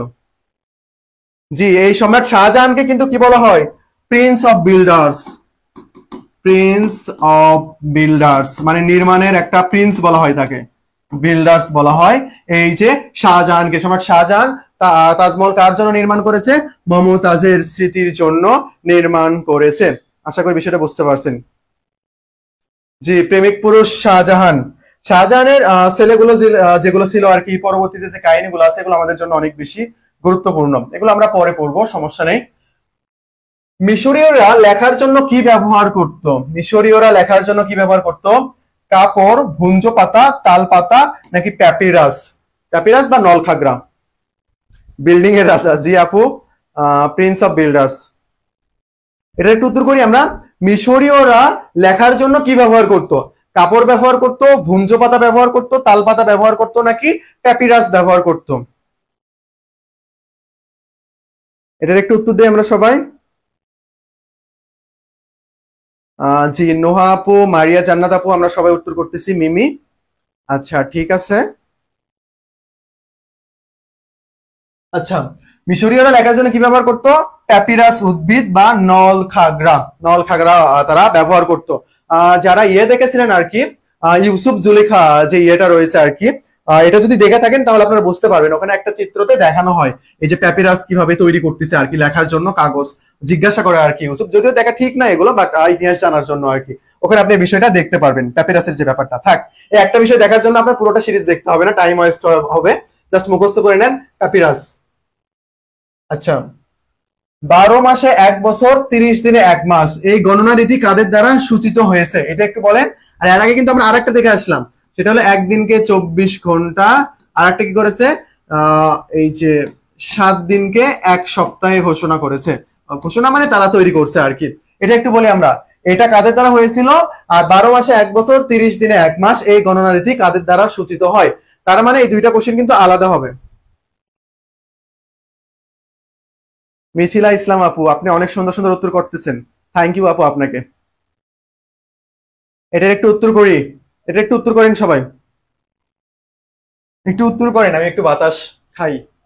12 মাসে 1 বছর, 30 দিনে 1 মাস, এই গণনা রীতি কাদের দ্বারা সূচিত হয়? মিশরীয়, গ্রিক, খ্রিস্টান, নাকি ফরাসি? আর একদিনকে 24 ঘন্টা এবং 7 দিনকে 1 সপ্তাহ, এটা কারা? এটা কারা করছে? আচ্ছা, এটার উত্তর হয়েছে, এটা হইলো মিশরীয়রা, মিশরীয়রা এটা করেছে। তাহলে মিশরীয়রা আমরা কয়টা বিষয় পেলাম, এটার একটু উত্তর দেন আপনারা। মিশরীয়রা কয়টা বিষয় পেলাম? একটা হলো তাদের লিখন পদ্ধতি, যেটা লিপি যেটা ছিল সেটা কি হায়ারোগ্লিফিক, হায়ারোগ্লিফিক, হায়ারোগ্লিফিক বা গ্লিফিক্স, গ্লিফিক্স, এটা একটা পাইলাম। আর একটা ইনফরমেশন পেলাম, এই যে এইটা, এই যে এটা, এই দুইটা আমরা পাইলাম। আচ্ছা, এটার উত্তর হবে ক্যালিডিও, যেটা আমরা কিছুক্ষণ আগে পড়ে আসলাম। আচ্ছা, এখানে আপনাদের আরেকটা কোশ্চেন করি, মিশরকে নীল নদের দান কে বলেছে? নীল নদের দান, মিশরকে নীল নদের দান, এটা কে বলেছে? মিশরকে নীল নদের দান কে বলেছে? মিশর কোথায় গড়ে উঠেছে? নীল নদকে কেন্দ্র করে গড়ে উঠেছে মিশরীয় সভ্যতা। এই মিশরকে নীল নদের দান কে বলেছে? ব্যক্তিটার নাম কি? আপনারা ব্যক্তিটার নাম বলেন, ব্যক্তি আরো কিসের সাথে জড়িত ইতিহাসটা আমি আপনাদেরকে বলে দিচ্ছি।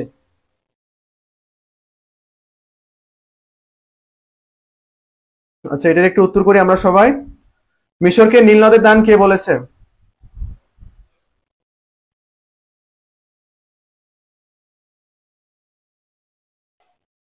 জি, আগের উত্তরটা ক্যালেডিও হবে, ঠিক আছে। হেরোডোটাস, হেরোডোটাস, হ্যাঁ। ইতিহাসের জনক কে? ইতিহাসের জনক, ইতিহাসের জনক কে? মিশরকে নীল নদের দান কে বলেছে এবং ইতিহাসের জনক কে? এই দুইটা কোশ্চেন করা হয়েছে আপনাদেরকে।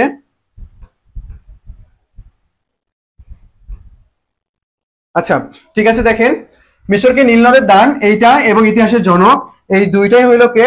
দুইটাই হইল হেরোডোটাস, হেরোডোটাস, হেরোডোটাস। এই হেরোডোটাস কি করছে?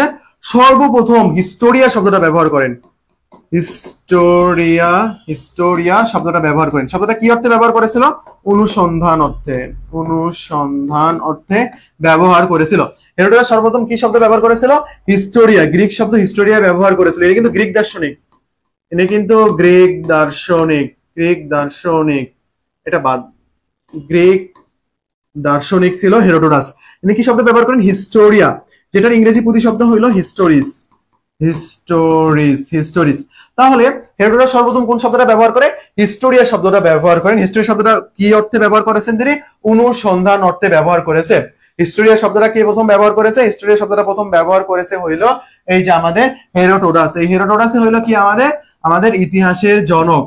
ইতিহাসের জনক হইল কি? হেরোডোটাস। আশা করি বিষয়টা ক্লিয়ার। হ্যাঁ, গ্রিক পার্শ্বিকদের মধ্যে যে যুদ্ধটা হয়েছিল তার উপর ভিত্তি করে এটা লিখছিল। আর বিজ্ঞানসম্মত ইতিহাসের জনককে থুকিডাইসিস, থুকিডাইসিস বা থুসিডাইসিস, থুকিডাইসিস বা থুসিডাইসিস হলো কি বিজ্ঞানসম্মত ইতিহাসের জনক আর কি। বিজ্ঞানসম্মত ইতিহাসের জনক বলতে অ্যাকচুয়ালি কি বোঝানো হয়?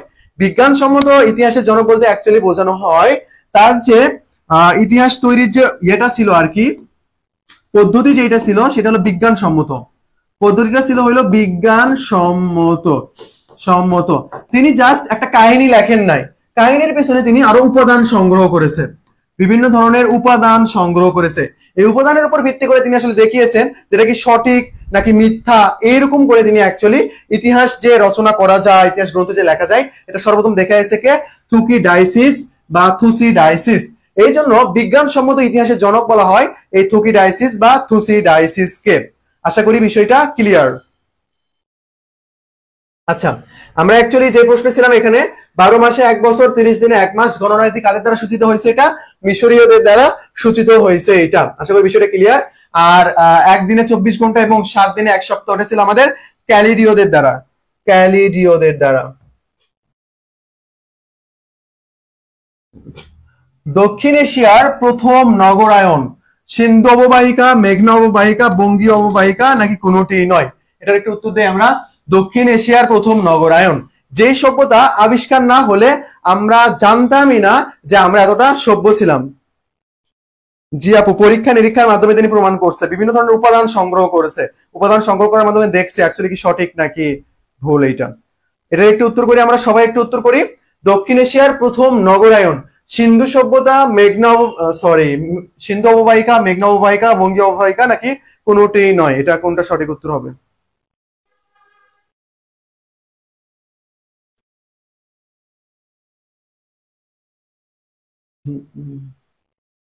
আচ্ছা, আমরা প্রায় সবাই সঠিক উত্তর দিচ্ছি, থ্যাংক ইউ থ্যাংক ইউ। এটা সঠিক উত্তর হইলো সিন্ধু অববাহিকা। আর যদি বলা হয় দ্বিতীয় তখন হবে বঙ্গীয়। দ্বিতীয় হইলো বঙ্গীয়, দ্বিতীয় হইলো বঙ্গীয়। আর প্রথম হইলো কোনটা? সিন্ধু অববাহিকা, যেখানে কি আবিষ্কার করা হয়েছে? সিন্ধু সভ্যতা আবিষ্কার করা হয়েছে। আমরা সিন্ধু সভ্যতা সম্পর্কে ডিটেলস পড়বো। এই যে চলে আসছে আমাদের এখানে, এটা হলো মহেঞ্জোদারো।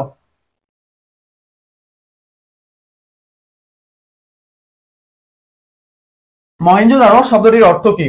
মৃতের ঢিবি, মৃতের টিভি, মৃতের ডিপি নাকি মৃতের ঢিপি? এই তিনটার মধ্যে কোনটা হবে? আমি আরো কয়েকটা বিষয় আপনাদেরকে পড়াবো, আমি লিখি একটু। টিলা, ঢিবি, পাহাড়, পর্বত আর একটা শৃঙ্গ, শৃঙ্গ। এই কয়েকটা বিষয় আমি আপনাদেরকে পড়াবো, আপনারা একটু এটার উত্তর করেন সবাই।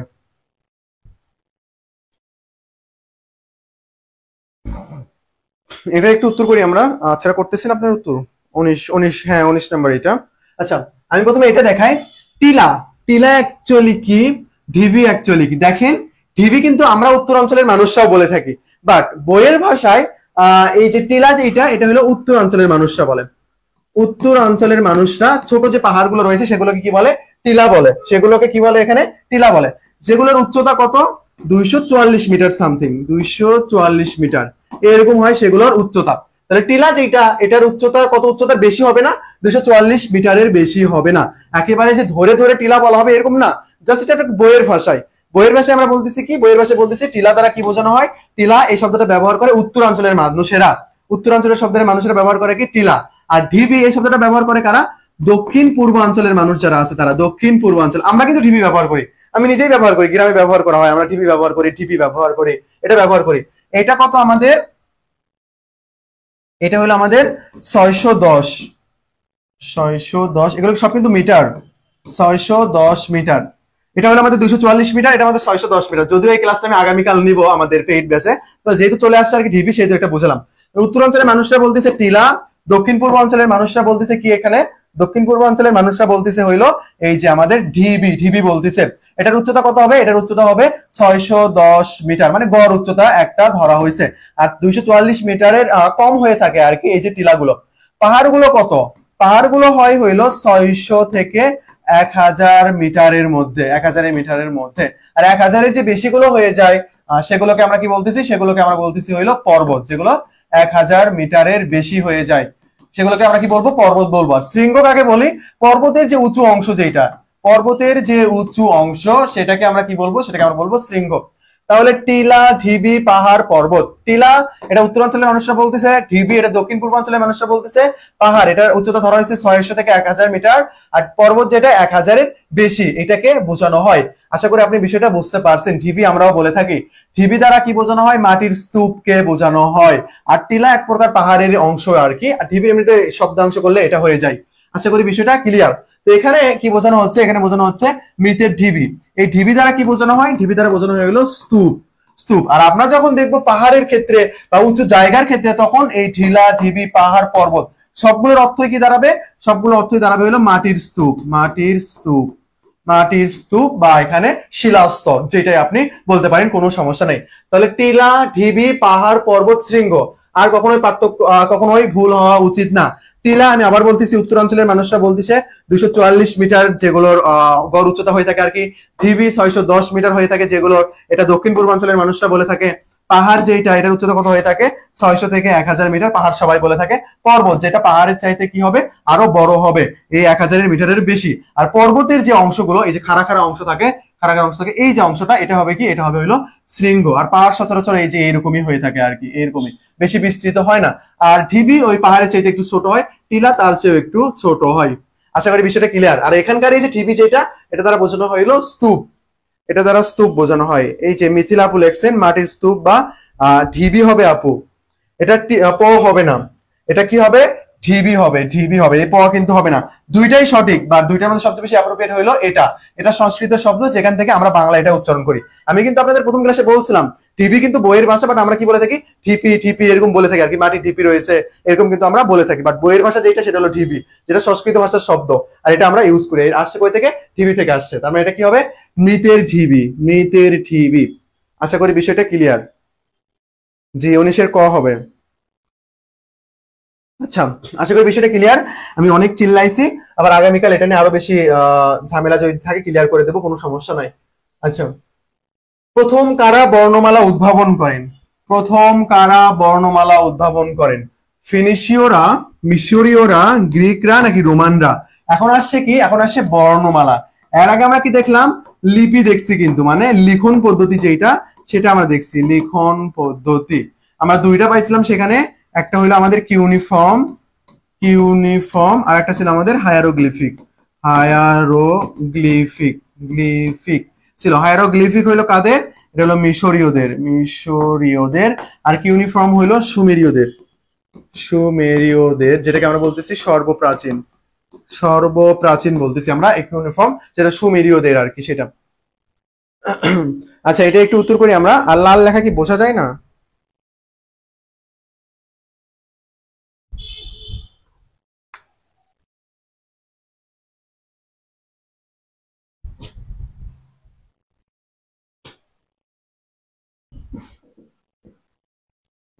আচ্ছা, আচ্ছা, এখন কি সবকিছু ঠিকঠাক আছে? একটু রেট প্রবলেম হয়েছিল তো আর কি। এটার একটু উত্তর করেন আপনারা।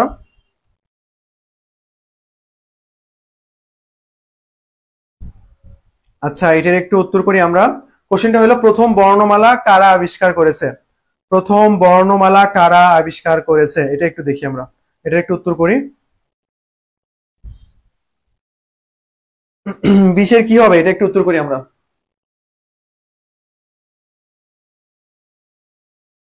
আমরা সবাই একটু উত্তর করি এটা। প্রথম কারা বর্ণমালা উদ্ভাবন করেন? ফিনিশীয়রা, মিশরীয়রা, গ্রিকরা নাকি রোমানরা? এটা সঠিক উত্তর কি হবে? এটা একটু আমারে জানান। আর বেশি এমসিকিউ নাই, আর মাত্র 10টা এমসিকিউ আছে। 10টা এমসিকিউ হইলে আমাদের শেষ হয়ে যাবে, কোনো সমস্যা নেই।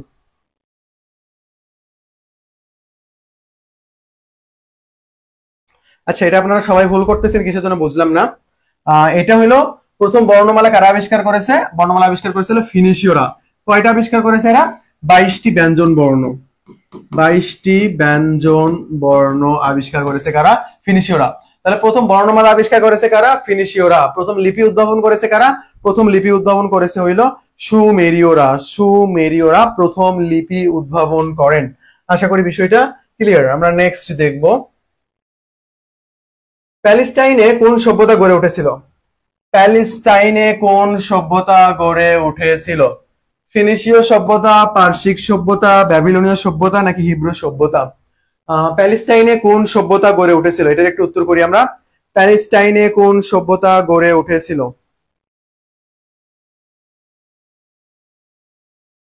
এটা একটু উত্তর করি আমরা। প্যালেস্টাইনে কোন সভ্যতা গড়ে উঠেছিল?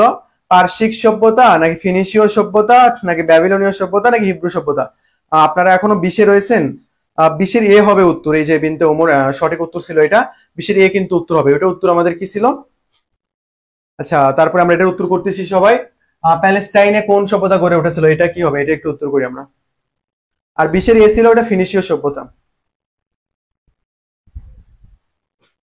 জি, প্যালেস্টাইনে গড়ে উঠেছিল হইল হিব্রু সভ্যতা। হিব্রু সভ্যতা। হিব্রু কিন্তু কি? হিব্রু একটি ভাষার নাম। হিব্রু একটি ভাষার নাম। হিব্রু একটি কিসের নাম? হিব্রু একটি ভাষার নাম। হিব্রু সভ্যতা গড়ে উঠেছিল কোথায়? প্যালেস্টাইন বা জেরুজালেমে। এদের যারা অধিবাসী তাদেরকে আমরা কি বলতেছি? ইহুদি। ইহুদি বলতেছি আমরা। তাহলে আসলে বিষয়টা ক্লিয়ার। প্যালেস্টাইনে গড়ে ওঠা সভ্যতার নাম হলো হিব্রু সভ্যতা। হিব্রু অ্যাকচুয়ালি কি? হিব্রু হলো একটা ভাষার নাম। আর এই হিব্রু সভ্যতার অধিবাসীদের আমরা কি বলতেছি? হিব্রু সভ্যতার অধিবাসীদের আমরা কি বলবো? আমরা বলবো হইলো ইহুদি। যারা বর্তমানে কোথায় বসবাস করতেছে? ইসরায়েলে বসবাস করতেছে। ইসরায়েল মানে আমাদের তো প্যালেস্টাইন আর কি। আচ্ছা, নেক্সট কোশ্চেন আমাদের, মেক্সিকোকে গড়ে ওঠা একটা প্রাচীন সভ্যতার নাম কি? মেক্সিকো। মেক্সিকো ও গুয়েতেমালা। গুয়েতেমালা। মেক্সিকো ও গুয়েতেমালা। মেক্সিকো ও গুয়েতেমালাকে কেন্দ্র করে গড়ে ওঠা একটি প্রাচীন সভ্যতার নাম কি? অ্যাজটেক সভ্যতা, ইনকা সভ্যতা, আকসুম সভ্যতা নাকি মায়া সভ্যতা? এই চারটার মধ্যে কোনটা হবে? এটা একটু উত্তর করি আমরা।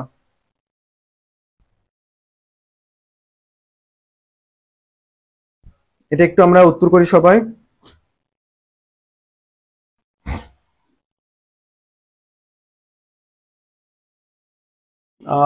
আপনারা কিন্তু ভুলের মধ্যে চলে গেছেন। অ্যাজটেক, ইনকা সভ্যতা, আকসুম সভ্যতা নাকি মায়া সভ্যতা? আচ্ছা, এটার একটু উত্তর করি আমরা সবাই। মনে হয় ইলেকট্রিসিটি চলে গেছে আর কি, এই জন্য অনেকে নাই ক্লাসে। বাজে একটা অবস্থা হচ্ছে। আচ্ছা, ঠিক আছে।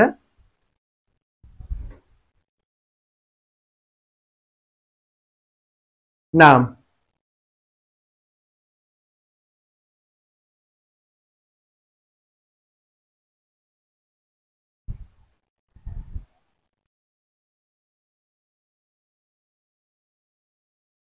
আচ্ছা, এটা সবাই একটু উত্তর করি আমরা যে অ্যাজটেক।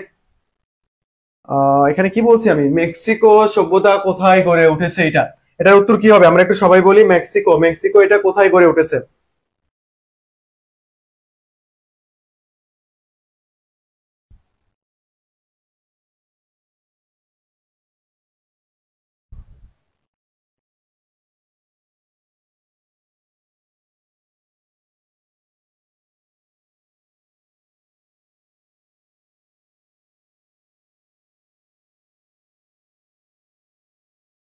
আচ্ছা,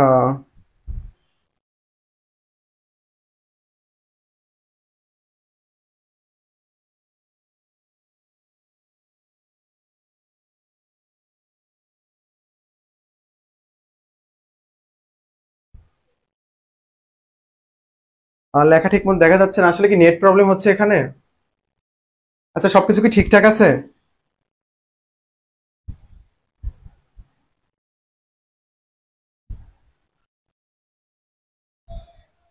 আচ্ছা, ওয়েট, আমি একটু দেখি তো নেট ইস্যু নাকি। আপনারা একটু এটার উত্তর দেখেন তো, একটু বলেন তো এটা কি ঠিকঠাক ভাবে দেখা যাচ্ছে কিনা। এটা একটু জানান তো আমারে।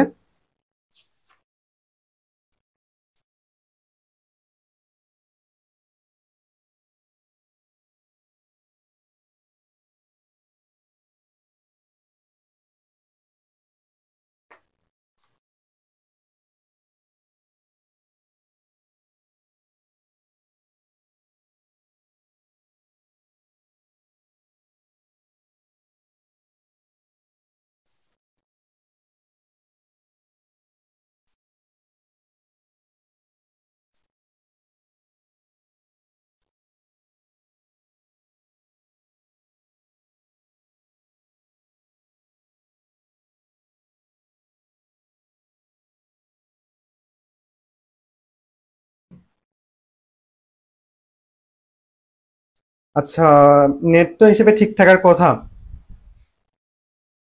আচ্ছা, সবকিছু ঠিকঠাক আছে, আমার এখানে একটু প্রবলেম হয়েছিল আর কি। আচ্ছা, মেক্সিকোকে কেন্দ্র করে গড়ে উঠেছে কোন সভ্যতা? মেক্সিকো, এই যে মেক্সিকো বা মধ্য আমেরিকা যেটা আমরা বলে থাকি আর কি, মধ্য আমেরিকা গড়ে ওঠা সভ্যতা কোনটা? গড়ে ওঠা সভ্যতা হলো আমাদের এই যে আমাদের মায়া সভ্যতা। আমরা মনে রাখছিলাম যে এম তে মায়া, এম তে মধ্য আমেরিকা। আর ইনকা সভ্যতা যেটা, এটা কোথায় গড়ে উঠেছে? এটা গড়ে উঠেছে আমাদের পেরুতে, পেরুর দক্ষিণে, যেটা আমি কিছুক্ষণ আগে বললাম আপনাদের, পেরুর দক্ষিণে গড়ে উঠেছে এটা। আর আকসুম সভ্যতা যেটা, এটা কোথায়? এটা হইলো ইরিত্রিয়া, ইরিত্রিয়াতে আছে এই আকসুম সভ্যতা। আশা করি বিষয়টা ক্লিয়ার। আমাদের মেইন এটা ছিল মেক্সিকোকে কেন্দ্র করে গড়ে ওঠা সভ্যতার নাম কি? মায়া সভ্যতা। পেরু সভ্যতা এটা কোথায়? পেরুর দক্ষিণ, সরি, ইনকা সভ্যতা এটা পেরুর দক্ষিণে অবস্থান করতেছে। আশা করি নেট প্রবলেম থাকার কথা না, এখন তো আমাদের কারেন্টও আছে। আচ্ছা, তারপরে নেক্সট কোশ্চেন যেটা, সেটা হলো প্রাচীন গ্রিক সভ্যতা গড়ে উঠেছিল কোন সাগরকে কেন্দ্র করে? এখন আমরা চলে যাচ্ছি কার কাছে? এই যে গ্রিকের কাছে। প্রাচীন গ্রিক সভ্যতা গড়ে উঠেছিল কোন সাগরকে কেন্দ্র করে? ভূমধ্য সাগর, কাস্পিয়ান সাগর, বাল্টিক সাগর নাকি লোহিত সাগর? এই চারটার মধ্যে কোনটা হবে?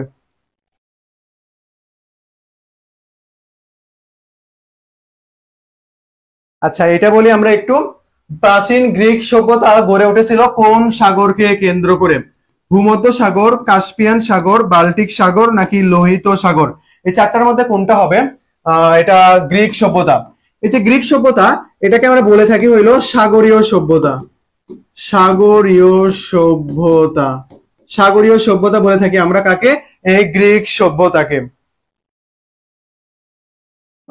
কাস্পিয়ান না, কাস্পিয়ান হবে না, এটা ঠিক নাই আপনার, এটা আপু কাস্পিয়ান না। এটা হবে হইলো ভূমধ্য সাগর। তাহলে প্রাচীন গ্রিক সভ্যতা গড়ে উঠেছিল কোন সাগরকে কেন্দ্র করে? এটা হবে আমাদের ভূমধ্য সাগর। ভূমধ্য সাগরকে কেন্দ্র করে গড়ে উঠেছিল আমাদের প্রাচীন গ্রিক সভ্যতা। আশা করি বিষয়টা ক্লিয়ার। তারপরে আমরা দেখবো, চলেন, সব জ্ঞানীদের গুরু কাকে বলা হয়? আমরা একেবারে শেষের দিকে চলে আসছি। সব জ্ঞানীদের গুরু কাকে বলা হয়? সক্রেটিস, প্লেটো, আলেকজান্ডার নাকি অ্যারিস্টটল? এই চারটার মধ্যে কোনটা হবে?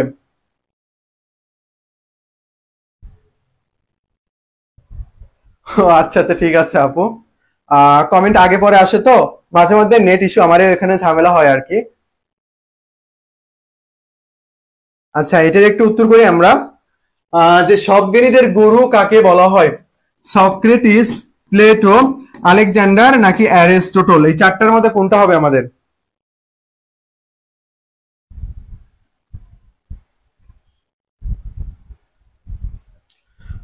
জি, সব জ্ঞানীদের গুরু বলা হয় এই সক্রেটিসকে। সক্রেটিসকে বলা হয় সব জ্ঞানীদের গুরু। সক্রেটিসের ছাত্র কে কে ছিল? সক্রেটিসের ছাত্র, সক্রেটিসের ছাত্র কে কে ছিল? সক্রেটিসের ছাত্র কে কে ছিল, এটা একটু কমেন্ট করি তো আমরা। সক্রেটিসের ছাত্র, আমি মেবি এর আগে আপনাদেরকে পড়াইছিলাম। সক্রেটিসের ছাত্র।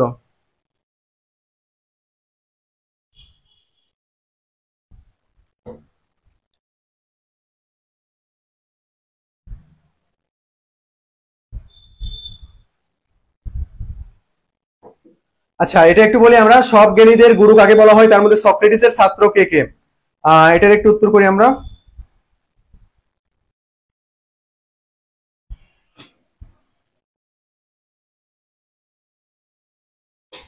আচ্ছা দেখেন, আমরা কিন্তু এটা সুন্দর করে মনে রাখছিলাম, স্পা দিয়ে, স্পা দিয়ে। সক্রেটিসের ছাত্র হইলো কে? সক্রেটিসের ছাত্র হইলো প্লেটো। প্লেটো। আরেকটা ছাত্র আছে, তার নাম হলো জেনোফেন। জেনোফেন, আরেকটা ছাত্রের নাম কি? জেনোফেন। তাহলে সক্রেটিসের ছাত্র কে কে এখানে? প্লেটো, জেনোফেন। প্লেটো, জেনোফেন হইলো সক্রেটিসের ছাত্র। তাহলে সক্রেটিসের ছাত্রকে প্লেটো, জেনোফেন, এটা হলো সক্রেটিসের ছাত্র। তারপরে প্লেটোর ছাত্রকে, প্লেটোর ছাত্র হইলো এই যে অ্যারিস্টটল। অ্যারিস্টটল, প্লেটোর ছাত্র হইলো অ্যারিস্টটল। অ্যারিস্টটলের শিষ্যকে এই যে আলেকজান্ডার। আলেকজান্ডার দা গ্রেট। আমি এরকম করে লিখলাম আলেকজান্ডার। আশা করি বিষয়টা আপনি বুঝতে পারছেন। তাহলে আলেকজান্ডার, এই যে তিনজন, সক্রেটিস, প্লেটো, অ্যারিস্টটল, এই তিনজন কি? এই তিনজন হলো গ্রিক দার্শনিক। গ্রিক দার্শনিক।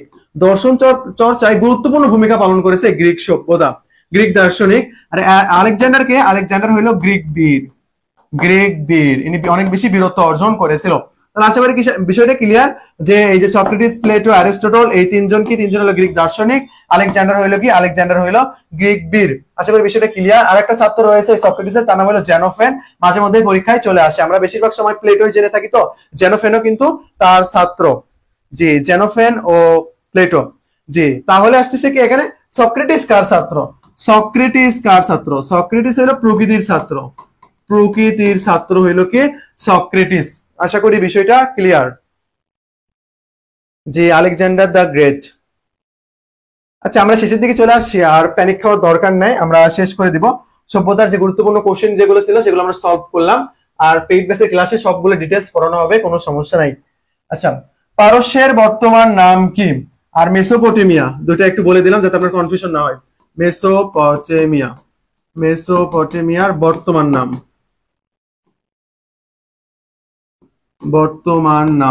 মেসোপটেমিয়ার বর্তমান নাম কি আর পারস্যের বর্তমান নাম কি? এই দুইটাই আছে, দুইটার একটু মধ্যে কোনটার উত্তর কোনটা হবে এটা একটু বলেন।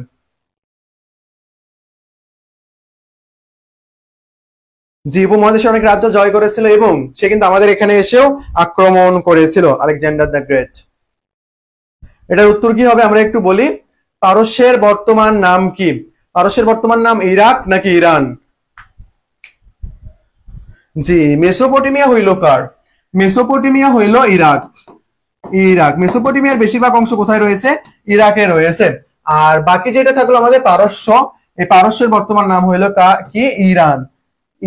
আশা করি বিষয়টা বুঝতে পারছেন। পার্সিয়ান পারস্য ইরান, বা আমরা ফার্সি বলতে পারি এখানে, ফার্সি। এটা কই থেকে আসছে? এটা আসছে কিন্তু পার্সি থেকে আসছে। পার্সি আসছে কই থেকে? পার্সি আসছে ওই পার্সি থেকে আর কি, যেটা আমরা পার্সিয়ানও বলতে পারি। পার্সিয়ানও আমরা বলতে পারি। তাহলে ফার্সি কারা? ফার্সি হলো কিন্তু ইরানের ভাষা হলো ফার্সি। আর ইরাকের ভাষা কি? ইরাকের ভাষা হলো কিন্তু আরবি। আশা করি বিষয়টা বুঝতে পারছেন, আরব লীগের সদস্য কিন্তু। এর ভাষা হলো কি? ফার্সি। আর একটা রয়েছে এখানে ফরাসি। এটা দ্বারা কাদেরকে বোঝানো হয়? ফ্রান্সের অধিবাসীদেরকে বোঝানো হয়। ফ্রান্সের অধিবাসীদেরকে বলা হয় ফরাসি। ইরান হইল ফার্সি ভাষায় রে, ইরাক হইল কি? মেসোপটেমিয়া। ইরানের প্রাচীন নাম কি? পারস্য। আশা করি বিষয়টা ক্লিয়ার। এটা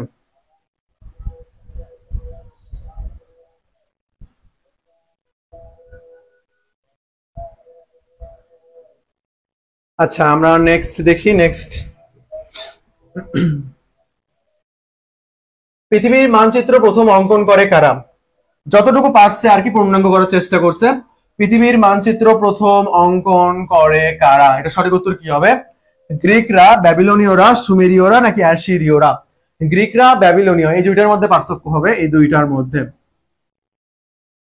ব্যাবিলনের উত্তর গাথুর শহর, এই উত্তর গাথুর শহরে কিন্তু কি পাওয়া গেছে? মানচিত্র পাওয়া গেছিল। এখন বলেন, পৃথিবীর মানচিত্র প্রথম অঙ্কন করে কারা? গ্রিকরা নাকি ব্যাবিলনীয়রা? গ্রিক নাকি ব্যাবিলনীয়, এটার একটু উত্তর করেন।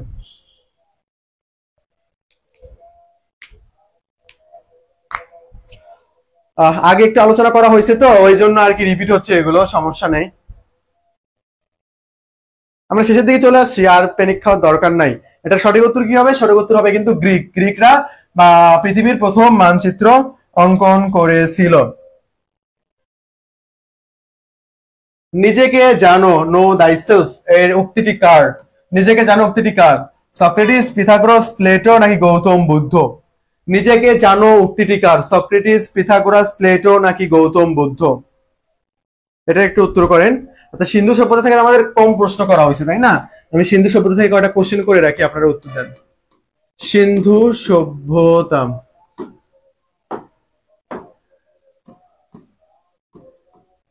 আবিষ্কার হয়েছে কবে?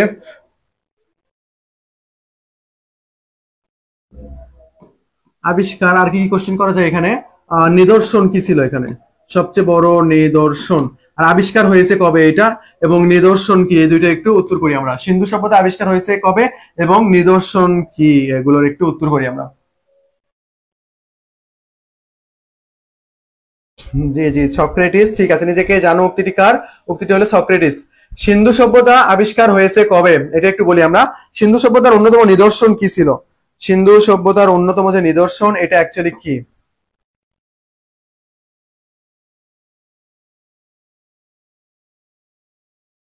আমি কঠিন কোশ্চেন করে ফেলছি আপু, আপনারা উত্তর দেন। হ্যাঁ, এই যে মিথিলা আপু উত্তর দিয়ে ফেলছেন। আমরা একটু উত্তর দেই সবার। এটা যে সিন্ধু সভ্যতা আবিষ্কার করা হয়েছে কবে? আবিষ্কার করা হয়েছে কবে? এবং এটার নিদর্শন, কিছু নিদর্শন বলেন আর কি, যেগুলো অনেক ভালো আর কি নিদর্শন।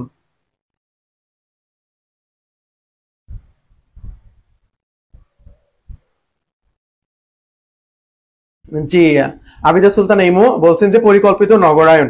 এই সিন্ধু সভ্যতার মাধ্যমেই কিন্তু আমরা প্রথম এই পরিকল্পিত নগরায়নের ধারণাটা পাই। তাদের পয় নিষ্কাশন ব্যবস্থা অনেক ভালো ছিল। পরিকল্পিত নগরায়ন, পয় নিষ্কাশন ব্যবস্থা, তারপর এখানে অনেক সিল আবিষ্কার করা হয়েছিল, এগুলো নিদর্শন। হ্যাঁ, পরিকল্পিত নগরায়ন বলা যায় আর কি। পয় নিষ্কাশন ব্যবস্থাটা ওদের অন্যতম নিদর্শন। তারপরে তারা ওজন মাপার জন্য বাটখারা আবিষ্কার করেছিল, দৈর্ঘ্য মাপার জন্য স্কেল আবিষ্কার করেছিল। আচ্ছা, আমি যদি লিখে দেই যে বাটখারা ওজন মাপার জন্য, তারপরে দৈর্ঘ্য মাপার জন্য তারা কি করেছিল? স্কেল আবিষ্কার করেছিল, স্কেল আবিষ্কার করেছিল।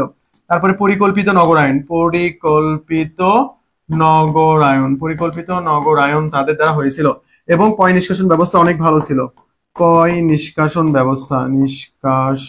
ব্যবস্থা। তাহলে আশা করি বিষয়টা ক্লিয়ার।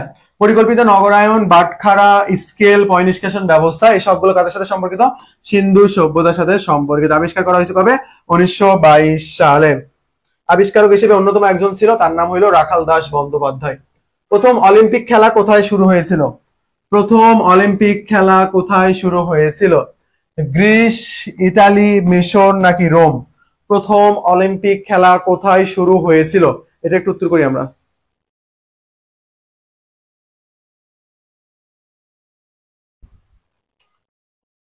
এটা একটু বলি আমরা।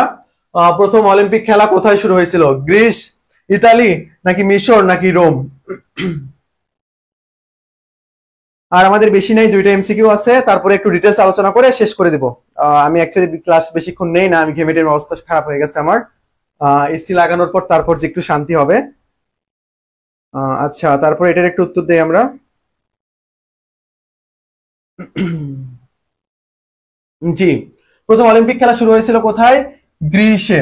এখানে দুইটা বিষয় আছে, আমি লিখে দিই, আপনারা একটু পার্থক্য করেন। গ্রিস কি আর গ্রিক কি? আমি কিন্তু আগে এগুলো বলেছিলাম আপনাদেরকে, আপনি একটু উত্তর করেন। গ্রিক কি আর গ্রিস কি? গ্রিক আর গ্রিস, এই দুইটার মধ্যে একটু পার্থক্য বলি আমরা। গ্রিক আর গ্রিসের মধ্যে পার্থক্য কি? কোনটা দ্বারা জাতি বোঝায় বা ভাষা বোঝায় বা অধিবাসী বোঝায়, আর কোনটা দ্বারা দেশ বোঝায়, এটা একটু বলি আমরা। কোনটা দ্বারা ভাষা বোঝায় বা জাতি বোঝায় বা দেশ বোঝায়? কোনটা দ্বারা কি বোঝায় একটু বলি আমরা, আমি তারপরে দিচ্ছি।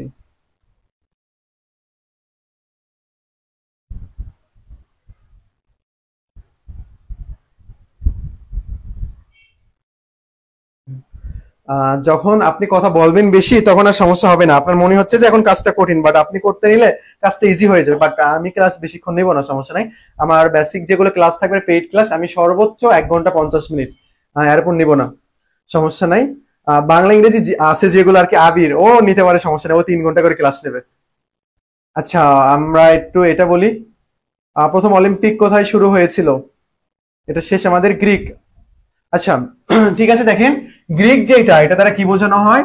এটা যারা অধিবাসী বা জাতি বোঝানো হয়। যেমন আমরা বলে থাকি না, গ্রিক দার্শনিক গ্রিক ইতিহাসবিদ হেরোডোটাস, গ্রিক দার্শনিক সক্রেটিস, গ্রিক বীর আলেকজান্ডার, আমরা জাতি হিসেবে তাকে অভিহিত করতেছি। আবার বলে থাকি যে কি, এটা গ্রিক শব্দ। যেমন আমরা পড়লাম মেসোপটেমিয়া একটি কি শব্দ? গ্রিক শব্দ। তার মানে এখানে জাতিকেও বোঝানো হচ্ছে, আবার ভাষাকেও বোঝানো হচ্ছে। আর গ্রিস, এটা হলো কি দেশের নাম। গ্রিস হইলো কিসের নাম? দেশের নাম। আমরা বলে থাকি না গ্রিসের নাগরিক, এটা হলো দেশের নাম। আশা করি বিষয়টা ক্লিয়ার। আপু, জি জি। ও আচ্ছা, মিথিলা আপু, গ্রিক ভাষা, গ্রিক দেশের নাম। জি আপু, পড়ে ফেলছি। আচ্ছা, ঠিক আছে, তারপরে আমরা নেক্সট কোশ্চেন দেখি, আমরা প্রায় শেষের দিকে চলে আসছি। প্রাচীন গ্রিসে প্রথম গণতন্ত্রের সূচনা হয় কোথায়? প্রাচীন গ্রিসে প্রথম গণতন্ত্রের সূচনা হয় কোথায়? এথেন্সে নাকি স্পার্টা? স্পার্টা নাকি এথেন্স? স্পার্টা নাকি এথেন্স? স্পার্টা ও এথেন্সের মধ্যে একটা যুদ্ধ হয়েছিল, যুদ্ধের নাম কি? যুদ্ধ হয়েছিল, এই যুদ্ধটার নাম কি? এটা একটু বলি আমরা। এথেন্স ও স্পার্টা এর মধ্যে কোথায় শুরু হয়েছিল প্রথম গণতন্ত্র? গণতন্ত্র কোথায় শুরু হয়েছিল?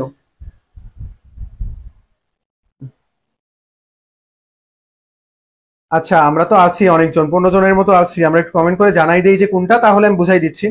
এথেন্স নাকি স্পার্টা, এথেন্স নাকি স্পার্টা?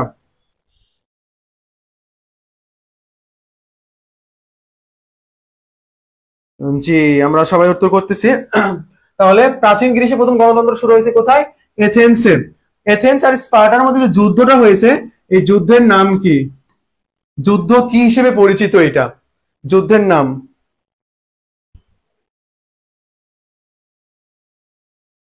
মিথিলা আপু এবার উত্তর দিয়েছেন আপনি, পেলোপনেশীয় যুদ্ধ। এটা হয়েছিল কি? পেলোপনেশীয় যুদ্ধ। আচ্ছা, এথেন্সে তো গণতন্ত্র শুরু হয়েছে, চূড়ান্ত গণতন্ত্র, এটা শুরু করে কে? ব্যক্তিটা কে? ব্যক্তিকে এখানে এথেন্সে যে গণতন্ত্র শুরু হয়েছে এখানকার ব্যক্তিকে, এটা একটু উত্তর করি আমরা। ব্যক্তির নাম কি? ব্যক্তির নাম আবিদা সুলতানা ইমু। আপনি একটু ঝামেলা করে ফেলছেন, আপনি এখন এই প্রশ্নের উত্তর দেন তাহলে আপনার ঝামেলাটা ক্লিয়ার হয়ে যাবে। প্রাচীন গ্রিসে গণতন্ত্রের সূচনা হয়েছে কোথায়? এথেন্সে শুরু হয়েছে। এথেন্স আর স্পার্টা দুইটা একে অপরের কি? শত্রু। এদের মধ্যে যুদ্ধ হয়েছিল যেটা, সেটা নাম হলো পেলোপনেশীয় যুদ্ধ। আর এই এথেন্সে গণতন্ত্র যে শুরু হয়েছে, এটা শুরু করছে কে?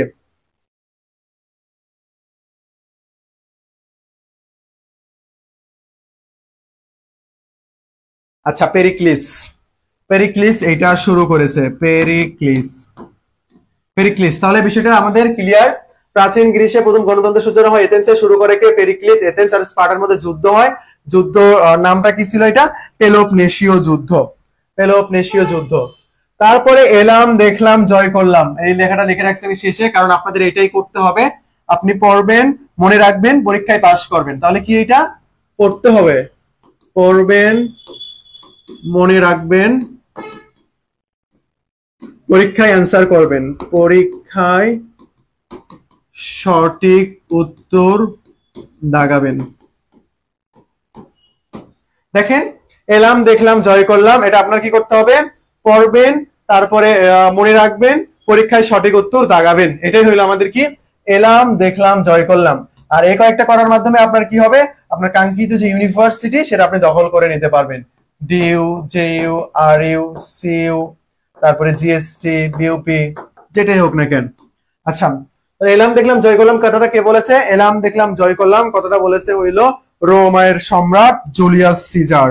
জুলিয়াস সিজার বলেছে এলাম দেখলাম জয় করলাম, ভিনি ভিডি ভিসি, মানে কি? এলাম দেখলাম জয় করলাম।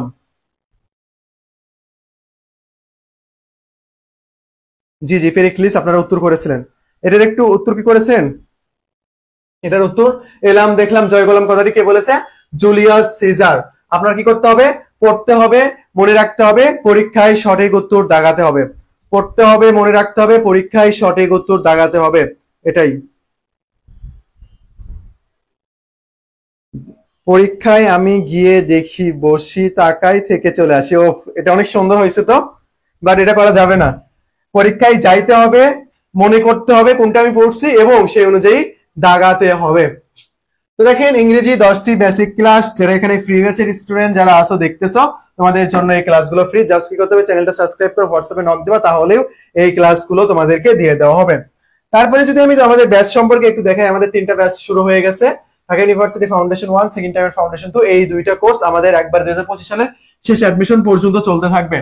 আমরা গুগল মিট প্রিমিয়াম অ্যাপের মাধ্যমে ক্লাস নেই, যেখানে তুমি আনমিউট করে কোশ্চেন করতে পারবা। আর আমাদের বিউপি তে শুধু যারা পরীক্ষা দিবে আর কি, BUP FA double S, safety বলেস, তাদের জন্য একটা কোর্স রয়েছে। তো সেটা এনশিওর করার জন্য এই যে নগদ বিকাশ রকেট নাম্বার দেওয়া আছে, এখানে ক্যাশ ইন বা সেন্ড মানি করতে পারো। আমাদের এই যে স্ট্রং মেন্টর প্যানেল, যারা এখানে পেইড ব্যাচের স্টুডেন্ট আছে, তারা দয়া করে আমাদেরকে নক দিবা, বিভিন্ন কোশ্চেন করবা, এগুলোর উত্তর জানবা। আপুরা রয়েছে যারা, মেয়েরা যারা রয়েছে, আপুদেরকে নক দিও যদি আমাদেরকে নক দিতে লজ্জা পাও। আমাদের সাকসেস লিস্ট এটা দেওয়া থাকবে ডেসক্রিপশনে, দেখে নিন। তো আশা করি বিষয়টা বুঝতে পারছেন। তো মেইনলি আমি একটু কথা বলে শেষ করে দিব।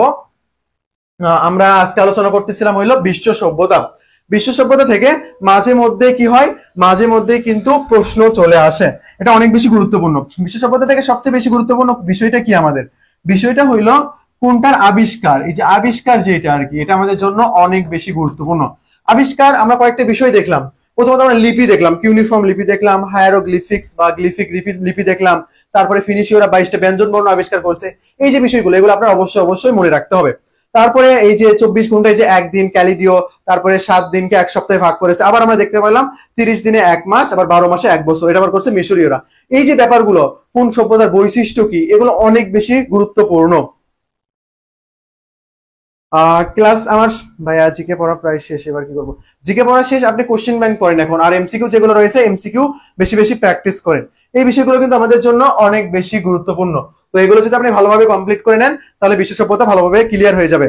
আর পেইড ব্যাচের স্টুডেন্টদের সুবিধার্থে আমি ইনশাল্লাহ নেক্সট যে ক্লাস হবে সেটা আমি অ্যানশিয়েন্ট হিস্ট্রি অফ বেঙ্গল যেটা বাদ রয়েছে সেটা করব, সেটা শুরু করে দেবো, কোনো সমস্যা নেই।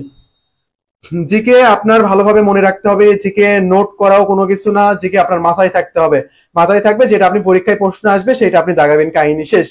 আর যাদের জিকে সবগুলো টপিকস পড়া শেষ তারা কি করবেন, তারা এখন বেশি বেশি কোশ্চেন ব্যাংক পড়বেন। কোশ্চেন ব্যাংক পড়ে একটু ধারণা নেন। আপনি ধরেন সেকেন্ড টাইমার, আপনি কোন কোন কোশ্চেন ব্যাংক পড়বেন? বিসিএস কোশ্চেন ব্যাংক করতে হবে, ঢাকা ইউনিভার্সিটি কোশ্চেন ব্যাংক করতে হবে, জাবি পড়তে হবে, ছবি পড়তে হবে, সবগুলো কিন্তু পড়তে হবে। তো আপনি ছবি পড়বেন, এই ছবি এইভাবে পড়বেন যে ছবিতে অ্যাকচুয়ালি কিভাবে কোশ্চেন করা হচ্ছে, এইরকম কোশ্চেন করলে কি আমি পারবো কিনা এই টপিক্সে। তো কোশ্চেন ব্যাংক পড়তে যে আপনি যে যে প্রশ্নগুলো পারতেছেন না, আপনার মনে হচ্ছে যে আপনার আমার প্রবলেম তো এই জায়গায়, তো ওই টপিক্স আপনি আবার বারবার পড়ে নেন, যে টপিক্সের প্রবলেম সেটা এখন আপনি বারবার পড়েন। আশা করি বিষয়টা বুঝতে পারছেন। তো আপনি এখন বেশি বেশি পড়তে থাকেন, অনেক অনেক পড়তে হবে, আর ভালোভাবে পড়লে ইনশাল্লাহ চান্স পেয়ে যাবেন। আর যারা ভয়ে আছেন যে 5 মার্ক কাটবে, এটা অনেক বড় একটা দুঃখের ব্যাপার যদিও, কিন্তু ইনশাল্লাহ প্রবলেম নাই। আমাদের কাছে অনেক সিকিউরিটি টাইম স্টুডেন্ট ছিল, তাদের 5 মার্ক কেটেও টপ 100-এ ছিল। সে এখন রাজশাহী ইউনিভার্সিটির ল ডিপার্টমেন্টে আছে। সো এটা কিন্তু কোনো ব্যাপার না। তো আমি মনে করি যে পড়াশোনা করতে হবে, প্রচুর ভালোভাবে পড়াশোনা করেন। আর যারা সেকেন্ড টাইমার রয়েছেন তাদের প্রতি আমার একেবারে অনুরোধ ভাই, আপনি কিন্তু যে এটার যোগ্য, ইউনিভার্সিটির যে যোগ্য, এটা আপনি প্রমাণ করতে চাচ্ছেন, যেহেতু শুরু করতেছেন সেকেন্ড টাইম প্রিপারেশন, তার মানে আপনার উচিত কিন্তু ভালোভাবে সেকেন্ড টাইম প্রিপারেশনটা নেওয়া। এই যে ভাই পড়লাম পড়লাম না এরকম বাদ, ভাই পড়লে একেবারে ভালো মতো পড়বেন। আর জিকে ব্যাপারটা মনে থাকবে না, এটা নর্মাল ভাই। দেখেন 1 সপ্তাহ আগে আপনি যেটা পড়ছেন এখন আপনার মনে থাকবে না, মনে ভুলে যাবেন। বাট কি করতে হবে, যখন আপনি আবার নতুন পড়া পড়তে যাবেন তার আগে পুরাতন যে পড়াগুলো ছিল সেগুলো আপনার রিভাইজ করে নিতে হবে। সো আপনি যখন বারবার রিভাইজ করবেন তখনই কিন্তু আপনার মনে থাকবে, এটা কিন্তু অনেক বেশি গুরুত্বপূর্ণ।